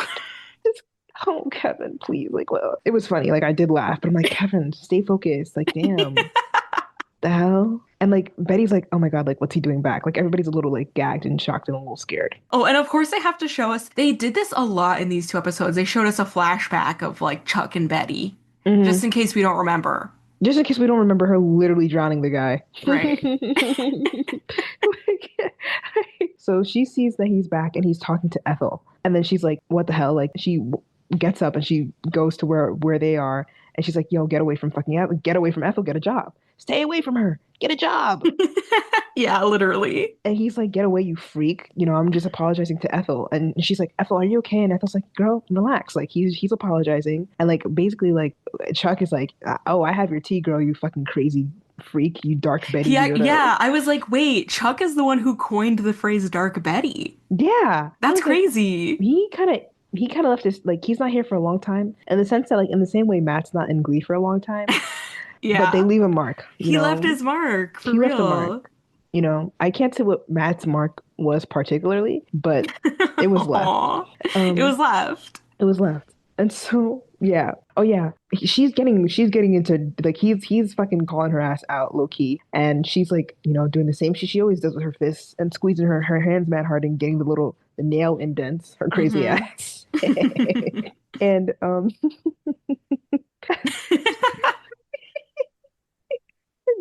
it's not funny, okay? It's not funny. It's self-harm. It's not. Oh yeah. Wait, sorry. You're laughing. No, but like, it's such a Riverdale. It's such a Riverdalian like way to depict it. No, it is because like I like it, until you said it, and I hadn't fucking clocked it even. I didn't even think about it until this episode. And this is like what, your 8th rewatch? Maybe. And so like she's getting frustrated and like whatever, she's told to chill, so she goes back to her seat. And while all this is happening, like Archie and Val are like stealing glances in the lunchroom, and I'm like, ooh, like what's this mean? Here I am thinking like, oh, I'm hopeful, like, oh, they might get back together. Oh no, like Abby. no, I was so wrong. And Mel was mean mugging Archie, and I was like, yes, Mel is so Archie real. should. What We a good love you, friend. Mel. Like she's real. We love her. Again, not enough money to bring Josie back. They don't. I know. I was like, "Where's Josie?" There's a whole party and the whole school's there, but not Josie. She's out of their budget. She's Josie and Reggie very prominently missing from this episode. And they would have been the perfect people to be here. Right. More on Reggie later. But yeah, we'll get to him. We'll get to him soon. But yeah, so that's what happens. And basically Cheryl also like enlists the help of Chuck to get her revenge on Veronica and like basically like crash Jughead's party. Yeah, she's like, you suck, but like both of she says our arch nemesis, Betty and Veronica are at this party. And I was like, oh, Veronica's your arch nemesis now, Cheryl? Okay. I'm actually it's actually insane. I forgot that she was part of the whole taking Chuck down. I forgot about that when I was watching the episode, so it didn't really hit me how crazy it was that she was partnering up with him. I know. Cheryl. Oh, you get 3s for me this episode. Oh my God. She was really being a menace in this episode. She was a menace. She might have to be the donkey of the day. I'm sorry, you might have to accept that. Not for episode 9 though, just episode 10. Just for episode 10. That was crazy. I forgot that. I'm glad really I forgot that. Damn. I mean, at least she said she doesn't like him. She's like, by the way, I fucking hate you, but I mean, for what it's worth. Yeah. Not a lot. So basically they have a plan to crash this lame fucking wedding. This lame fucking party. All right, so to the party. Take it away. Okay. So Oh, I also just have this scene when Cheryl goes to Chuck. She like finds him at Pops. She like walks into Pops and like looks around. And I was like, did she just like pull up to Pops to like see who was there? Like She's scoping out. she looks around and she sees Dilton sitting in a booth and she's like, not interested. And then she sees Chuck and she like goes up to him and I was like, okay, whatever. She's scoping out the scenery. Okay, so the party. Betty and Jughead go to the movie theater. Oh, right. Yeah. They go to the movies because it's a surprise party. So Betty's going to surprise him. He doesn't know. And then everybody else is at Archie's house. Right. And everybody consists of Joaquin, Kevin, Archie, Betty, Ethel, surprisingly. Weird. And then Veronica shows up later. And I thought it was so funny when Veronica walked in and they all yelled surprise. And she was like, do I fucking look like Jughead to you? She was so offended. She was so mad. Like, do I look like that? Do I look like that hobo to you? She was so like, that was the best that was her best acting all episode. Like, literally, I'm not even lying. Literally. Like, that was the best line. So yeah, Veronica walks in to Archie's house. Oh, by the way, Archie's drinking. Yeah, Archie's drunk because he's upset about it. Like, life is not going too well for him. Him and Val just broke up. His dad is going to finalize the papers with his mom and stuff like that. So he went to his dad's liquor cabinet and drank. And started drinking even before the party, quote unquote party. It's more like a get together started. And so when Jughead and Betty come back because Betty's not actually there yet. But when Betty and Jughead come back from the movie theater and they enter, it's like, surprise. And Jughead's like, oh, great. And then he hugs Archie. He's like, have you been drinking? And Archie's like, ah, rah, rah, rah, rah. And then this is my favorite part. Personally. Veronica, Latino of the day. Feliz cumpleaños. She finally spoke Spanish. I was so happy about this. I was like, let's fucking go, man. Let's fucking go. She says happy birthday to Jughead in Spanish. I was like, oh, that's sweet. That's like the only time I really hear them ever speak ever. Yeah, I also have some trivia about this line. Veronica calls Jughead Torombolo, which is basically Jughead in Spanish. It's a nod to him being called Torombolo on the Spanish version of the comics. Torombolo. What does that fucking mean? It means Jughead, I guess. So she said Feliz cumpleaños, Torombolo. Oh, that's cool. Cute. Okay. That's cute. It was cute. It honestly was cute. Also, Veronica's never beating the hag allegations because Joaquin is there and Veronica's just like, who the fuck is this? Why is he here? And Kevin is like, that's my boyfriend. And she's like, okay, I don't give a fuck. Like, basically. Like, I don't care. Like, I don't care about your love life, Kev. I don't care about your love life. I only care that you're my gay bestie. Literally. You actually shouldn't have a love life. Literally. You should be celibate. What do you mean? Yeah, like, what the fuck? What the fuck? Anyway. Cue the most creepy fucking happy birthday I've ever seen. Like, what was the point of that? This is a scene from a horror movie. And then It's intentional because afterward, Jughead's like, that was haunting. It was haunting, but like, what was the point of it being haunting? Like, it never comes up later. I don't know, but I will say she sounded great. She did sound great. She had no business sounding so good singing happy birthday. On 1.5 speed, she sounded excellent still. You were watching it at 1.5 Hell yeah, I'm not sitting through that shit for 45 minutes. Are you crazy? I watched this episode at 1.5. Oh my god.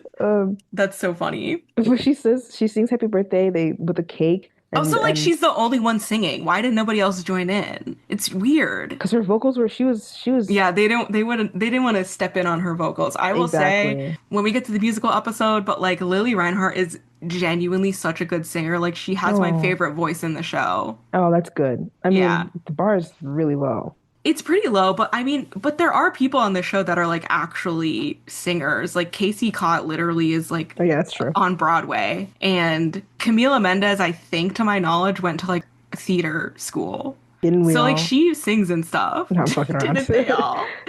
Right. Like I mean, other people can sing, but I don't know. I think Lily Reinhart is impressive because like she's not a singer. Like she's an actor. Like she doesn't sing. You know what I mean? But she just she's very nice. Her voice is so nice. Anyway. So that is happening, and whatever. Jughead's pissed. Oh yeah, Juggy's mad. He's acting like this is like the worst fucking thing that's ever happened to him. And I'm like, yeah, listen, I understand because I'm the same way, Jughead. I don't like my birthday. I don't like shit to be a big deal. I just want it to be low key, but it's just like, he's being Jughead parallels every week. I know. I hate that. I'm kind of hating that I'm relating to him so much.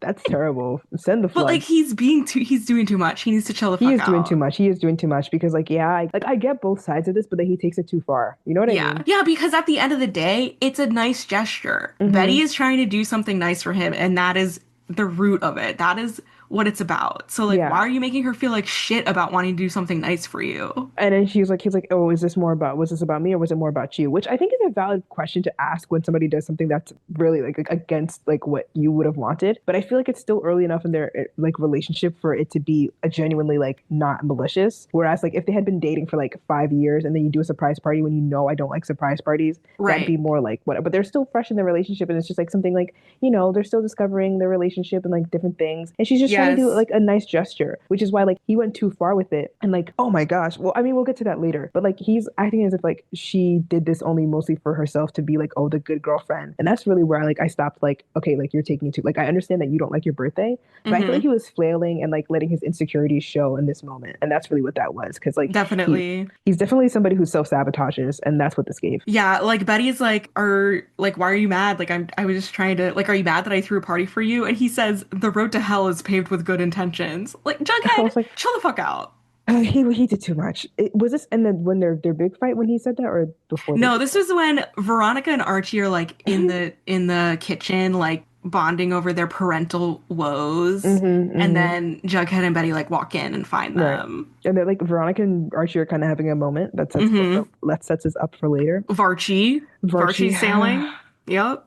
I guess. I mean, I guess. I guess they've built it up in a nice enough way. Yeah, I suppose. I'm not whatever. I'm just glad they didn't get right together right after their fucking makeout session. Yeah. And like episode what 2 or something. Agreed. Agreed. But yeah, the Archie, I mean, Jughead's upset, and Betty's like, "Why are you acting like so strange, whatever?" And then I think this is when the knock, knock, knock comes, and like somebody's Yes. at the door. Because I my guess next note just says, how the fuck did they acquire kegs? I feel like small towns. I mean, I'm not from a small town, but I feel like in small towns they just let the kids do anything. From Where my did they TV get them knowledge, from? I myself wouldn't even know where to get a keg from. neither do I. I don't even know where they sell kegs. Like I've never been to a liquor store and be like, oh, like look at this nice keg for Yeah, like sale. that's so odd. Keg for sale. Anyway. Keg for sale. Anyway, Do you yeah, like beer? it's Do you like Cheryl and beer? Chuck and the whole school and Moose. And Moose. And Cheryl makes out with Moose in this episode, which is like I Yeah, okay. Let me just talk about this now. I yeah. totally feel like Moose is supposed to be Reggie. Reggie was supposed to be here in this episode, but obviously the actor wasn't available. So they just replaced him with Mm, Moose. Like, I totally mm, feel like Moose was a stand-in for Reggie because hmm it's so random. It's so random. And Like, Moose has a girlfriend. exactly, That's that's what I said. I was like, why the fuck is Moose Midge. making out with Cheryl? He This has a doesn't make any sense. girlfriend. I mean, Moose has no problem cheating because he did it with Kevin, but Because I was gonna go on a whole spiel about how they're like both closeted and like whatever, whatever, but like you literally have a fucking girlfriend, Moose. So what's the deal? he has a girlfriend. And Midge isn't here at the party. So fuck Moose, you, you I guess, slut. Moose. I thought I Yeah, liked fuck him. Moose. Maybe they're in a wait, pause. Maybe they're in an open relationship. I don't think that's true though. I mean, that's I made that up. possible. I guess It's it's possible. possible, but I don't know. There's nothing to disprove that necessarily, Yeah, to but my there's nothing to knowledge. prove it either. Yeah, but anyway, Cheryl and Moose making out is just like, It made no sense. we needed like two people to make out to like show that this is like a crazy Crazy party. party, like it does like crazy party montage, Yeah, it's just like whatever. whatever. And More about but that when I get to my gay Cheryl moments, but we'll get to that later. so at this point, Jughead is even more upset because it's just like now all these people who I don't like, who actively bully me, are now at this party, and now it's even less about me than it was before. And honestly, I get that. I understand why he's so fucking mad because I'd be pissed. Like low key, Oh, I'd be I pissed too. I I hate a party like hate this. I hate a party like this when I don't want it to be a party like this. Yeah, I would be dragged along to parties like this in high school, or even my best friend in high school hosted a party like this. I always hated it because I was always like the mom friend. Like I was hmm always the one making sure that everyone wasn't like dying. Drink your water. Drink your water. Yeah. Um, So I feel Jughead. I would also be in the other room petting the Yeah. dog. And like it's like less about him now and it's like literally his birthday and it's like not and the way they all come up at the door, they're like, oh, we got kegs, and then Archie's drunk ass is like, yeah, let's go, because Archie's like going through it. So Archie's not even considering like how Jughead feels about it because he's like too in his bag about what's going on with his family. But Yeah. Also, Dilton is DJing. Did you catch that? I'm like, what? First of all, I'm like, That was they so just random. like how actors have like a contract sometimes where they're like, okay, you get at least 5 episodes a season. And, like Yes. they just needed him there so that he could fill his contract. That's what that Yeah, felt like like. honestly, it doesn't really make any sense that Dilton would be at this party. I feel like he wouldn't want to be there. He wouldn't want to be there, and who would have invited him? Not Cheryl. I mean, I guess he didn't need to be invited. He could have just shown up if he heard about it, but yeah, I mean, like, that's true. I mean, I'm not showing up to an but event for nobody's him to be hearing the about. DJ, they're just like, yeah, Dilton, you could Yeah, DJ the like party. he brought his all his fucking equipment. Maybe Dylan's like the DJ guy in Riverdale. That's actually really funny. Guns N' Roses is his DJ name. Not Guns N' Roses. I've never listened to them, I don't think. They've got they've got like a few popular songs. Mm. The is Sweet Pills Child and of Mine there? potions. Oh, I think so. Is that I don't Guns know N' how it Roses? goes. I don't know how it goes though, but I always see it when I go on like guitar chords. It's like Yeah, top. or like Every Rose Has Its Thorn. Is that Guns N' Every Roses? rose has Has its its thorn, thorn. I think it is. just like every cowboy sings a sad, sad song. Watch Us Be Wrong. Wait, I have to look this up now. I don't want to be wrong. Where's that from? Every I feel like it's in a movie or a Rose. show. Oh, it's by Poison. Oh, I think does Finn sing it? Or no, no, Sam does. Does Sam sing it in the shower? You know what? I think he does. I think he does when Finn finds him. Oh wow, my brain is too big because I haven't watched that in so long, and wow, I feel so I powerful. have to look up what Guns N' Roses sing now. Guns and Yeah, Roses. Sweet Child of Mine. Sweet Child of Mine. Welcome to the Jungle. I know that one because it was on Guitar Hero. Also, Knocking on Heaven's Door. Oh, they have a lot of really popular songs. I don't know what that is. Knock, knock, knocking on heaven's door. I don't know. It's kind of like a slow song. Oh, you lost me. You lost me so fast. You lost me so fast. Anyway, So they don't sing Every Rose Has Its Thorn. no, that's Poison, Oh apparently. man. We just went in. Oh, I felt so confident about that one I think too. we just got confused because of the rose of it Yeah, all. that's what it was. That was it. But even like I wouldn't. I don't know the band you just named either. I've heard of them, but probably only I've seen because it. I've seen they're it. like popular. I've seen it. I love that lady so much. Okay, I always feel so cool Yeah, because I've I knew seen who it. that lady was before that interview. Why did you know her? I Because mean, she's like a journalist. she works for like a gay publication and she interviews people. So I had Mm. like seen her interviews with people before because she always did like queer stuff, you And know? you're in queer media. I'm in queer media just like her. Anyway, Well, Jughead's mad, but guess who came in with a gift? His daddy. FP. FP has come, which I thought was really cute. I did, I liked it. And then FP is like watching Kevin and Joaquin make out, and then he says, "You can cut the sexual tension in here with a knife." And I was like, this is Hilarious. fucking, it's weird though. Like, you're It a was grown weird. ass man. Why are you watching teenagers make out and then It was commenting on weird, it? but I did laugh.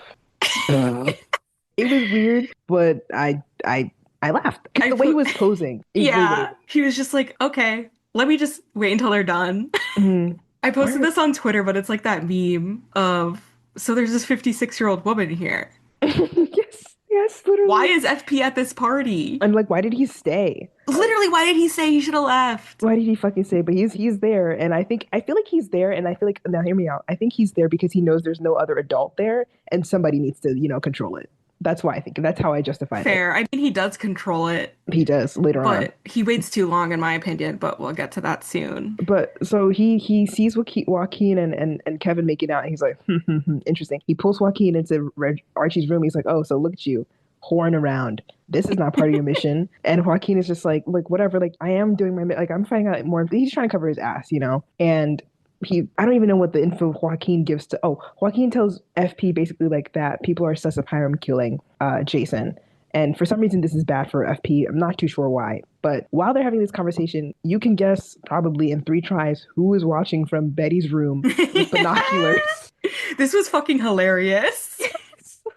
They Alice just is so cut to sweet. Alice spying on them. With binoculars, like so timely, so timely. She's so funny. So who says? Oh yeah, so FP like is walking away or at some point Veronica sees FP in the middle of the party and she goes, who is that middle-aged serpent? What is that middle-aged serpent doing at a kegger? Because she doesn't realize that that's Jughead's dad, which is crazy to me. Yeah, and Kevin has to inform her. They're like, you didn't know?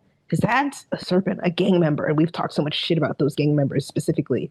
Hmm. And so like she remembers Jughead's dad from like the shady deal that she saw her mom make with Right, a because serpent. they showed us a flashback to this, of Yes, course. they love a flashback. Just in case we forgot, because I did forget. And so We skipped over Betty confronting Chuck. oh yes, because I was gonna say I have this down. Like I have the quote, "You gonna roofie me again?" I was like, where was this? Where did Yeah, I said get his ass, Betty. So this is at the party, right? Yeah. Okay, so what happens again? So Chuck is like in the kitchen wiping his brow with his shirt so you can see his abs, of Right, course, because we have to right. see his abs. Take a shot. And I then, but Betty goes up to him and he's like, and she's like, I'm here to politely ask you to leave, want you to actually. leave this house. I don't want to ever Stop. see you. Sorry, continue. I love girls.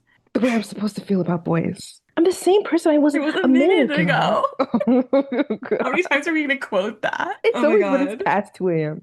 Literally. Okay. Mm-mm. Anyway, so yeah, Betty's like, get the fuck out of here. And Chuck is just like, I'm not gonna leave. I have your tea. Like, I know you're You're, fucking crazy. yeah, basically. And he's like, "What are you gonna do? Roofie me again?" He gagged her a little bit because that was crazy. And he's basically like, "Yo, because of you, I lost everything. I lost my fucking scholarship to Notre Dame." And it's like, okay, who gives a shit? That's what you get for being a fucking Yeah, she weirdo. tells it, she's like, oh, I'm sorry that you had consequences for your actions. And I was like, Like, exactly. exactly. Consequences for being a little assaulter, you freak. Like, Yeah, what? she says you were sexually harassing girls. And I was like, I would go even farther than that. I would say he was sexually Yeah, assaulting of girls. course, like 100%. Like he deserved what was coming to him. Deserved. And then he says something back. I don't even know what he said, but she slapped the shit out of him. She slapped him? I don't Yes. even remember that. She slapped him so fucking Right, hard, she got like mad. She on got some really fucking mad, Santana yeah. Finn shit. Like she slapped the shit out of him, bro.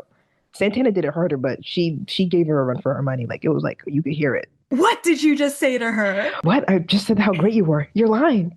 No, that's literally what he was said. No, everyone's gonna know now because of you. The The whole whole school school already already knows. knows, and they No don't one care. cared. Not just the school, you idiot.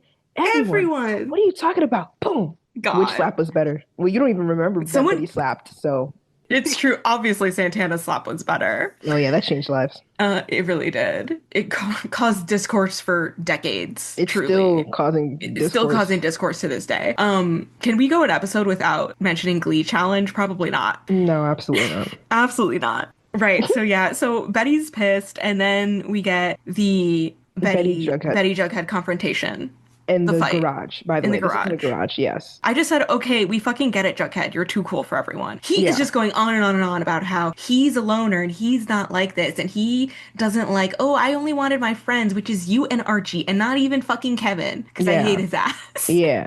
I fucking hate that guy. And he's basically like he's tearing into her, like, you did this only because like you don't really care about me. I'm just this project to you.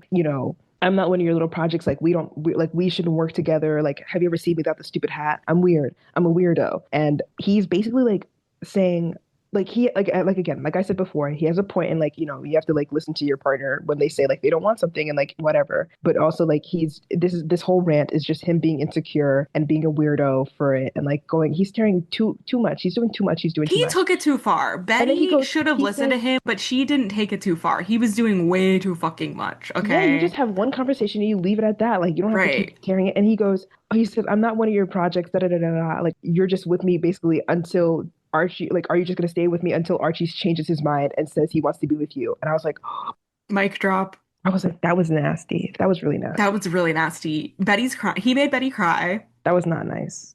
and then he walks out. Oh, and he walked out. Hashtag Team Betty. I'm hashtag Team Betty for this one overall. Like, Yeah, for yeah, sure. he did too much. And he's like, I'm leaving. Like he's basically trying to escape the party. Womp womp, too bad. Guess who stops him? Cheryl's ass. Cheryl and Chuck prevent it. Like they block the door, which I'm like, I was like, can't Jughead just go out through the garage? He was yeah, just in the garage. I Like, think this I is think stupid. I think actually like Chuck even like shoves him a little bit, and I felt so bad for Jughead because like this is like kind of the worst day ever. It's like your birthday, you don't even want it to be celebrating, and now this party and like all these people, it's loud, and now like your bullies are like at your birthday party and like they're pushing you around. Like I felt bad for him here. I did. Yeah, I felt bad for him too, but I thought this whole like scene was stupid because it was like you guys could just like leave. Like you don't have to do this. Like you don't have to be Yeah, in this room right you don't now. have to do this secret game that Cheryl's like telling us. Oh, we have to play this party Yeah. game where we tell secrets. I'm like, you could just Well, walk out. first of all, before this happens, Val pours her drink on Archie. Oh yeah, because Archie's drunk as fuck. He's trying to get his girl back, and like Val's just like, yo, like leave me alone. You've ignored me for like mad long. Oh, also Archie also drunk out his dad at some point. That Oh no was no, Val is after. hilarious. After his fight with after like Val is like, yo, I'm not fucking with you. Like get away from me. Because like he was trying to like be like, come on, let's work it out. She's like, no. She throws the water or the drink at him because he's trying to get close to her and she's like pushing back and like He whatever. won't leave her alone. He Yeah. won't leave her alone. And then like it happens in front of everybody. and he's like embarrassed and like he's like also like drunk as fuck and like he's like spinning around and like he like goes deeper into his drinking or something. And also like I think he butt dials his dad or like not he drunk He dials drunk his dad. dials his dad, which is so funny. And this is just like, you know what this reminded me of? Like this whole sequence reminded me of like, you know, like when you're like out at like a party or like a club, right? And like you're drinking, right? And like you feel fine. And then you go to the bathroom And you're like, and then you're whoa. like, I'm not fine. Yeah. I did not realize how fucked up I was. It's always in the bathroom. And it's even worse like when like the bathroom like has like a mirror and like you can just look at yourself in the eye and you're just like, whoa, I don't Yeah. even recognize me right Like now. when you're for me, I'm more of like a smoker. So like I'll smoke weed and then I'll Mhm. like go to the bathroom and I'm like, oh my God, my eyes are like fucking bloodshot as fuck. What's going on? I can't smoke because the smell gives me a headache. The smells of everything give me a headache. I And get like that. so The smell is I not good. it's not for me. I feel like That's if kind of ironic though, because smoking helps me with my headaches. oh that's nice. I mean the therapeutic effect of that would make sense. Yeah.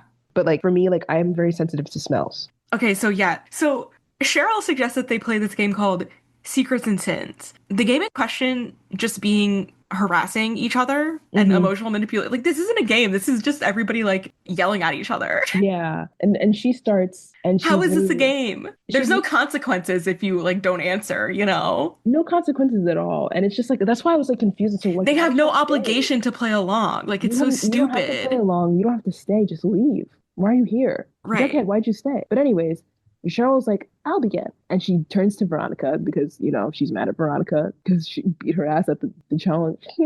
And she's like, she basically starts bringing up, you know, Veronica's dad and talking about how like, oh, like your dad is a scammer, schemer, and a terrible man. He's going to prison. Your family sucks and your mom's a fucking whore, whatever she says. And Veronica comes back really quick. And I like that she did this. Look, I was like, oh, like because Cheryl was doing too much. She was doing too much this She episode. was. I did think it was funny how Cheryl was like, "Oh, like you were making out with Archie when you first got here," and then Veronica's like, "That's actually kind of your fault," and Cheryl just goes, "Moving on." That was like very glee coded, Loki. Not gonna lie. Well, Like if you get it, you get it. anyways, I don't If you get care. it, you get it. Yeah. But then Veronica controls it really nicely, and she's like, "Well, you know, I think that you know you killed your brother because you were in love with him, and he started to think that you were weird." Accuses her of twin incest, which is what we were all thinking this whole time. Yeah. And she's basically like, yeah, I think that you started to get really weird with Jason, and then Jason had to be like, oh, I don't have feelings for you type shit or whatever. And then Cheryl's face is like, she's so gagged. And she's like, I think she's more gagged by the fact that Veronica would accuse her of killing her own brother than she is of the twin incest allegations. I'm not gonna lie. I I think she's used to the twin cest allegations. I don't know. Like I think she knows that like everybody thinks that about her. I just said, like, Cheryl is kind of the definition of like dishes it but can't take it. Because this So girl's Santana. like so yeah, exactly. She's like so like deeply fucking sad and hates Mhm. herself. And is just like so mean to everyone. And then when they come back at her, she literally just starts crying because she can't handle that shit. This is like when Santana is like when Rachel tells Santana the only job she's gonna have is working on a pole. And then she goes and cries in the hallway. Yeah. Just Try to cry. be honest I'm with people And I think that they that they suck, suck, you you know? know? Nobody gets Yeah, I know, sweetie. I get it. it. So then Ronnie says that shit. I keep calling her Ronnie. And she ate. And then all of a sudden, oh, then Milton comes I in. honestly was feeling protective of Cheryl. I was like, I know Cheryl's being a menace, but Veronica needs to leave her alone. No, I'll be the one to say it. Cheryl deserved it. She deserved it here. She did. Okay, okay. She did. She was doing too much. Like, she was She was doing too much after, in my opinion, because after this is when they mentioned the Grundy thing. And this is when I was like, Cheryl, not too much. Like, okay. So yeah, Milton goes like, oh, on the day of the fucking July 4th, I also saw Grundy's. Basically, he exposes that Grundy and Archie were sleeping together. hmm And well, sleeping together is not the way it should be framed, but basically that Grundy was manipulating Archie and a fucking pedophile. And Cheryl goes, "Is that why you became a mediocre musician overnight? Because you and Mrs. that Four was Eyes funny. pulled the Mary Kay Letourneau? Who the fuck is that? Is that the Okay, girl? Is that the teacher? what do you mean the teacher? There's like this infamous teacher who was in a literal relationship with like a 13-year-old and like they ended Yes, up it is getting her. married. Okay. So I have a note about this, which is Mhm. also on the Riverdale Wikia, but I wouldn't know this anyway. So Mary Kay Letourneau, yeah, she was accused of raping a a boy that was in her class and he was like 13. And this Mm-hmm. is in the 90s. And then they like legitimately had a relationship, Mm-hmm. which is like funny because at first I was like, well, first of all, Cheryl wouldn't know who this was because I didn't know who this was until I was an adult, you know? But also like it's just I was like, that's like a funny reference. Why would she bring that up? What is funny about this is that Charles Melton starred in the Yes, I was movie. just gonna say this fact. I Yes. was just gonna say this. Continue. Riverdale Connection. Charles Melton starred in the movie May December, which is based on that story. And Charles Melton essentially plays the character that is supposed to be like the boy. Hmm. So I thought that was like a fun little connection. Yeah, it is pretty actually interesting. I only put it together. I didn't know her full name. That fucking evil bitch. Oh my God, that bitch is Yeah, crazy. she's dead, thank God. She She died. died. She died. Yeah. She should have got a bazooka to the head. And I think they ended up getting because they literally go on to continue a relationship multiple, even after like she got arrested or like Mm-hmm. whatever, and like got fucking whatever. And then they get married. I think they had like two girls, and then I think they got divorced at some point in time. There's just who's the other hag in Hollywood with Aaron Taylor Johnson? Is that his name? Oh, yeah, yeah, yeah. I don't know her name though. I don't know her name, but she's also someone who needs to be jailed and Yep. shot in the head. Yep. Yeah. But yeah, that's what she says. And saying mediocre musician overnight is hilarious. I know. And then basically saying like, oh, Archie has mommy issues. And Archie's like drunk as fuck. Imagine getting attacked like this while you're drunk as fuck. That was I crazy. know. Also, like, so the whole town basically knows about Archie and Grundy and nobody fucking cares. Like, Nobody cares. okay. Nobody sees the issue. Okay. So basically, like, then Betty tries to control it a little bit and stand up for fucking Archie, but that doesn't really work because she like what she said. She basically says like Milton's a weirdo, but like everybody knew Milton was a weirdo anyways. So then Chuck comes in. He's like, "Well, Betty, you're one to talk because you're a fucking weirdo," and he exposes everything that happened that night. Dark Betty, the fuck ass wig, starting to like acting like she's Polly and like almost drowning him, and like he's saying crazy ass stuff. And then at some point, Jughead's enough is enough. Jughead has talked too much. Not Jughead. Chuck has talked too much shit about Betty, and Jughead's just standing there, and he swings at Chuck. I don't know if he does. He connect it? Does it connect? I don't know. I couldn't Tux tell. connects though. Oh yeah, it does. And yeah. And then this is where FP 56-year-old at a he fucking holds Chuck back and like kicks him out of the house. And he's like, everybody go home. So he's And controlling it. He's being a father. FP should have broke this shit up like 3 fucking secrets and sins ago. Like, what are we doing? He's just I sitting don't here know what this kid should watching. do. No, He's but you know getting all what the it is? tea. No, yeah, that's what it is. Like a low key, like you kind of have to let the kids duke it out a little bit. You can't come in between every battle. You They just were gotta. talking about really serious stuff though. Like the second they started talking about Grundy, I would have been like, all right, let's wrap it the fuck up. That is crazy. He got too into it. He did. He did. He did. And then he saw Jughead about to get his ass beat. He had to step up. He had to be the father that stepped up. And so he kicks Chuck out. And then he's like, "Party's over. Everybody get out." And so everybody's leaving. Everybody's leaving. And and Jughead's trying to leave too. And FK's like, "Whoa, you need to go back to your girl. She needs you right now. Don't be a fucking pussy. Like, damn, like what the hell? You have a good thing. Don't ruin it." I thought that He was really tells him good. to man up, and I was like, exactly. Exactly. Oh, pause. To go back to Jughead and Betty fighting, Jughead being like, "Did you know my dad was an alcoholic? Like, why would you invite him here?" I was like, "What the fuck? Like, Like, what? obviously, no, she didn't. What the Like, fuck? are you crazy? Like, why are you trying to blame her for your dad's alcoholism? Like, what? As if like she would do that shit on purpose. Like, And she what? didn't even know that there was going to be alcohol, as she said. Exactly. Like, what the fuck? This kegger wasn't fucking planned. Like, why are you so fucking mad, Jughead? Oh, he pissed me off there. But anyways, his dad tells him to stop being a fucking like to man up, go back in there and support Betty. Like, she just got attacked. I mean, like Chuck was right. She's fucking nuts, but she just got attacked. Right. So he does, and he listens, and then Betty and him now are at the only restaurant in the world. Well, first of all, FP and Alice have an interaction. Oh yeah, yeah, yeah, yeah. I need them to kiss. I do. Yeah, so we find out that Alice used to be a serpent. I'm surprised that this got dropped so early on in the show. Me too. I thought it'd come a lot later. Yeah, and then FP calls her hot.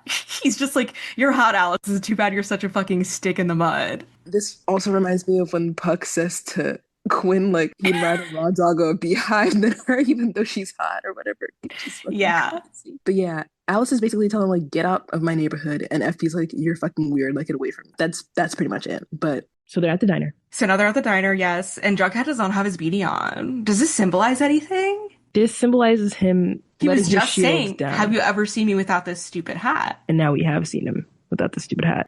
And I think it's a metaphor for him letting down. Him being open. Exactly. Letting down his guard, letting his shield down. Exactly. Okay. That's what I think it is. And I will say he looks better without it. Of course he does. That fuck ass hat. So stupid. But him and Betty are having a heart to heart, and he's like, I don't know if he fucking says sorry. At this point, I was over it all. But Yeah, I thought this was like a good makeup scene, but I did notice that he actually never says sorry. He just explains. He was like, I was wrong, and he explains, why he was so upset. But like, he actually doesn't say sorry, but I guess it doesn't matter. yeah, but And then Betty tells him about her nail digging. she's like, there's something wrong within me. I'm like, oh, Betty. Oh, and she shows him her fingernail scars. And then he kissed it, which I thought was cute. Yeah, it was nice. It was sweet. I was like, I think it's sweet. I think it's sweet. I think it's sweet.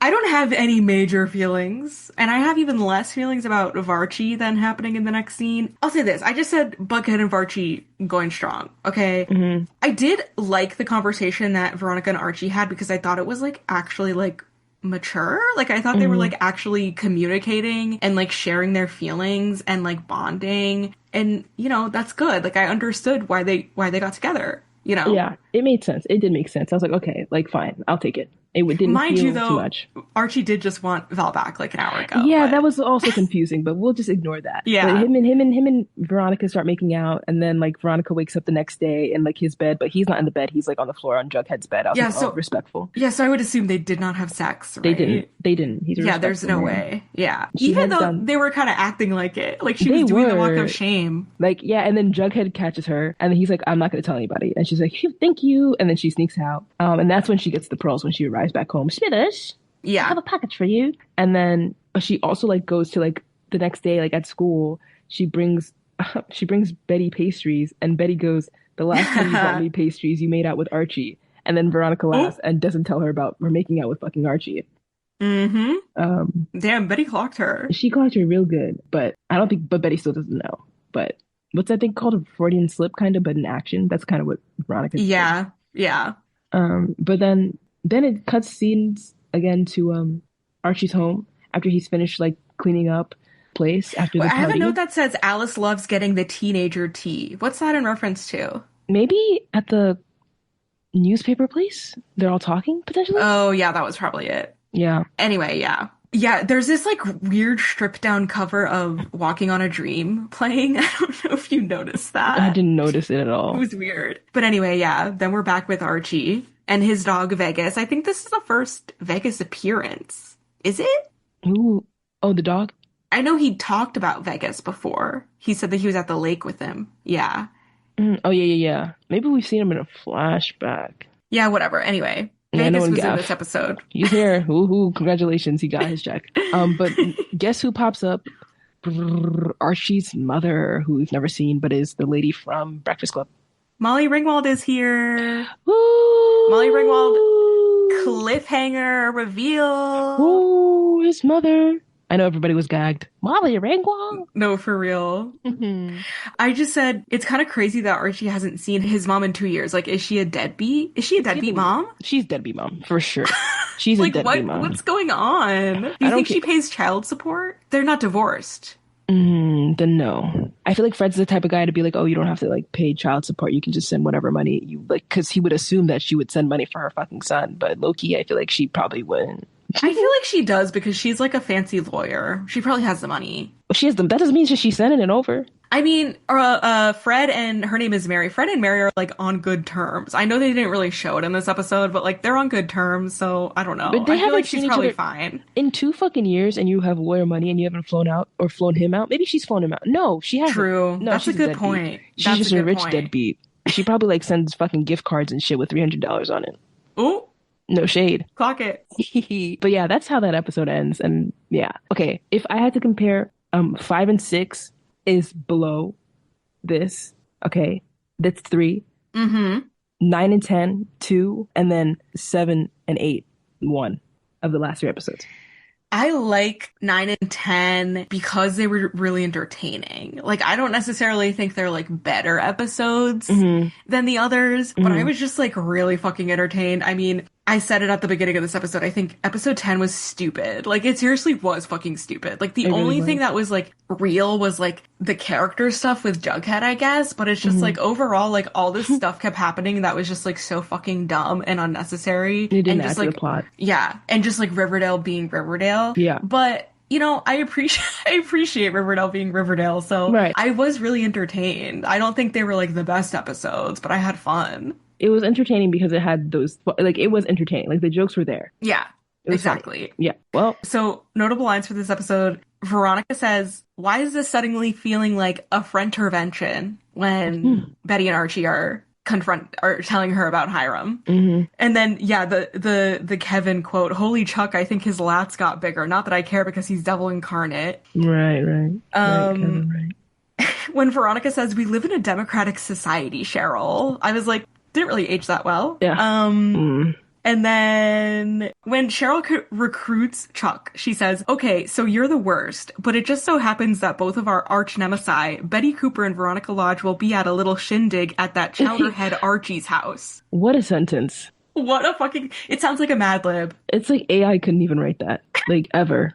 Literally. Oh my God. And then there's this line... Well, Veronica says she accused Cheryl of twincest, so they actually said the word twincest in the show. But there's this line when they're playing Secrets and Sins where Kevin turns to Joaquin and he says, "This is riveting, I can't breathe." He's so messy. It's messy, it's really gay. It's like he's watching an episode of Housewives. Exactly. Like, he's at the reunion. But another thing is, ironically enough, the last episode when I was talking about the shirt that Cheryl let Tony borrow in season 2, that same episode in season 2, the event that Tony attends where she's wearing this shirt, she says this same exact thing. She turns to Cheryl and says, "This is riveting, I can't breathe." And I'm like, oh my gosh. Is this supposed to be a callback or is it just like something that, is it a phrase that these characters just say? Is this kind of like when you're writing an email and like you accidentally keep repeating like the same phrase or like the same word? I feel like it was an intentional callback because the scenes are kind of similar. We'll give it to Roberto. But yeah. We'll give him a point. It's interesting. Do you have anything else to say before I talk about gay Cheryl? Go gay Cheryl. Okay, gay Cheryl moments. I don't really need to get on my soapbox about this because we already talked about it in episode 9. But, you, dear listener of this podcast, might be like, "Emily, what do you mean? What do you mean gay Cheryl moments?" She was courting Archie. She was making out with Moose. She was doing the straightest things ever in these episodes, right? Wrong. I say to you, these are actually literally the gayest Cheryl episodes so far. I agree. If you're not familiar with this old thing called comphet, aka compulsory heterosexuality, look it up. Look it up, loser. Look it up because Google can define it better than I can. But it's just like so... Okay, there are at least 20 different clips of Madeleine Petsch in interviews talking about how she shot the pilot. Or literally one from this week she did an interview where she said this, okay?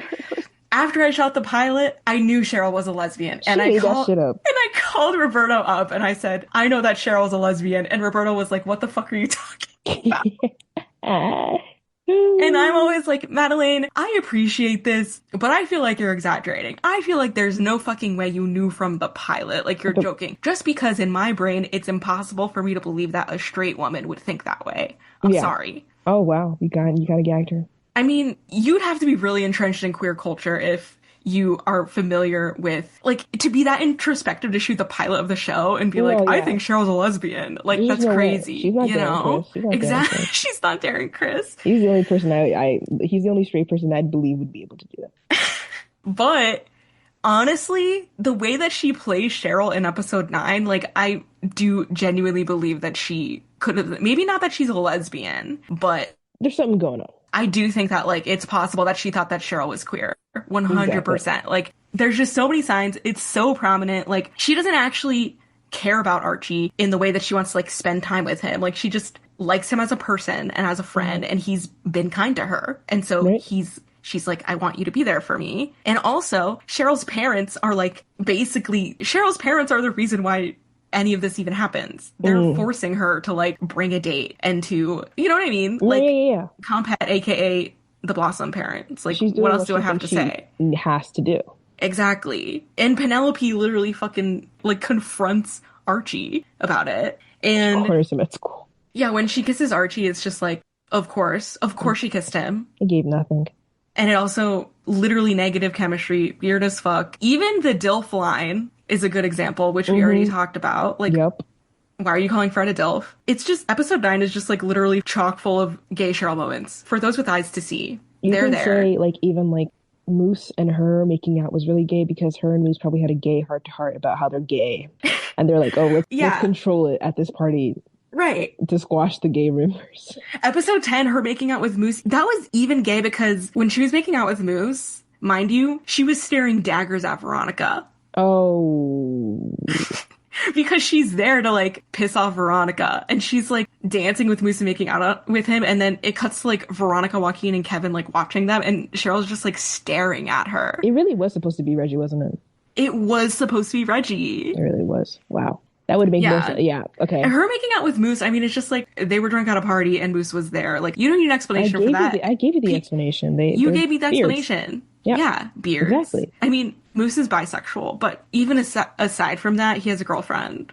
Yeah. So I don't know what the fuck is going on with him, but He's just, he's a mess. it was supposed to be Reggie. That's what's going on with him. Yeah, they said don't look too hard. Almost. Yeah. Her making out with Moose means nothing. It's so random. I actually don't even think. Well, I can think of one episode where they interact after this, but it's a long time from now. It's just like so funny. It's like season 7. I bet they don't even. I bet they don't even remember making out.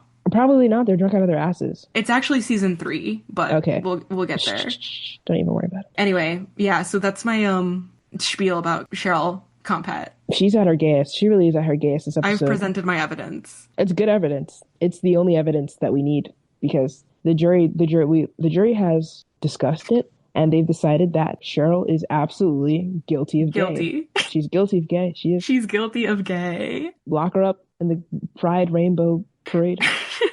I think like these episodes are probably the most comphet she ever is. There's maybe one episode in season 2 that I can think of, but other than that, like, I don't know. This takes the cake. She's honestly even out competting like Santana in season 1 of Glee. I have to say. I don't know, girl. Santana was with Puck, but that's a consequence of her not being a main character. Cheryl is a main character. That's true. That's a good point. It's a good point. To be fair. So I don't know. I think they're going tit for tat. They're going tit for tat. You should see. Also Santana has the whole making out in front of boys to get their attention. That's true. That's true. Yeah. We'll do a whose comphet is compheting the worst. Oh my god. But yeah, that's gay. That's episode 9 and 10. That's episode 9 and 10, man. And for cultural reference, what's going on in the world right now is that Nikki and Cardi have been fighting for hours. Things have been said. It's been the craziest thing ever. This is the equivalent, like literally, like everybody's like so gagged by everything that they're saying. And what they're saying is absolutely fucking crazy, criminal, and, disgusting and deplorable. But also, like, I would see this like on the 2 train. Like, not to sound like Veronica, but like this is dead ass like what people sound like. This is like the pinnacle of a New Yorker fighting. Like, Cardi's from the Bronx, Nikki from Queens. There's already borough beef. Like, this is what it comes down to at the end of the day. Like, this is just a New York beef. Like, it's not even about the music game at this point. It's not about music. It's not even about rap. It's about whose borough is the worst. Right now, I don't know who. I think they're both losing. I don't know who. But yeah, everything they're saying, I'm like, yeah, I would hear this between some like crackheads on the train. Like, no shade. I have not been paying attention to that, but I appreciate the debrief. The debrief, and then also the government has shut down. So that's your It culture. has? I thought it was just about to. I didn't realize it actually happened. Yeah, it did. It did while we were recording this. It did while we were recording this? Oh my God. We were recording this and they're like, wow, we need to go get ready to listen. So let's put a pause on everything. Could it get any worse? I shouldn't say that. But is it going to be any different than it has been? Like, I'm not surprised by anything at this point. Don't even dare them. Just when you thought it couldn't get any worse, it does. Just when you thought it couldn't get any gayer, it does. And with that, ladies, gentlemen, and non-binary folks, let's get out of here. Emily, any last words? No, I don't think so. I think this is going to be a long episode, and I apologize if anyone has an issue with that. Well, too bad. They can put it on 1.5 If anything, speed. it's the worst for me because I have to edit it. But yeah, you can put it on 1.5 speed. Exactly, 2 point. You can even put it on 3.5 speed. I do that. I've done that. I wouldn't be able to understand a shit.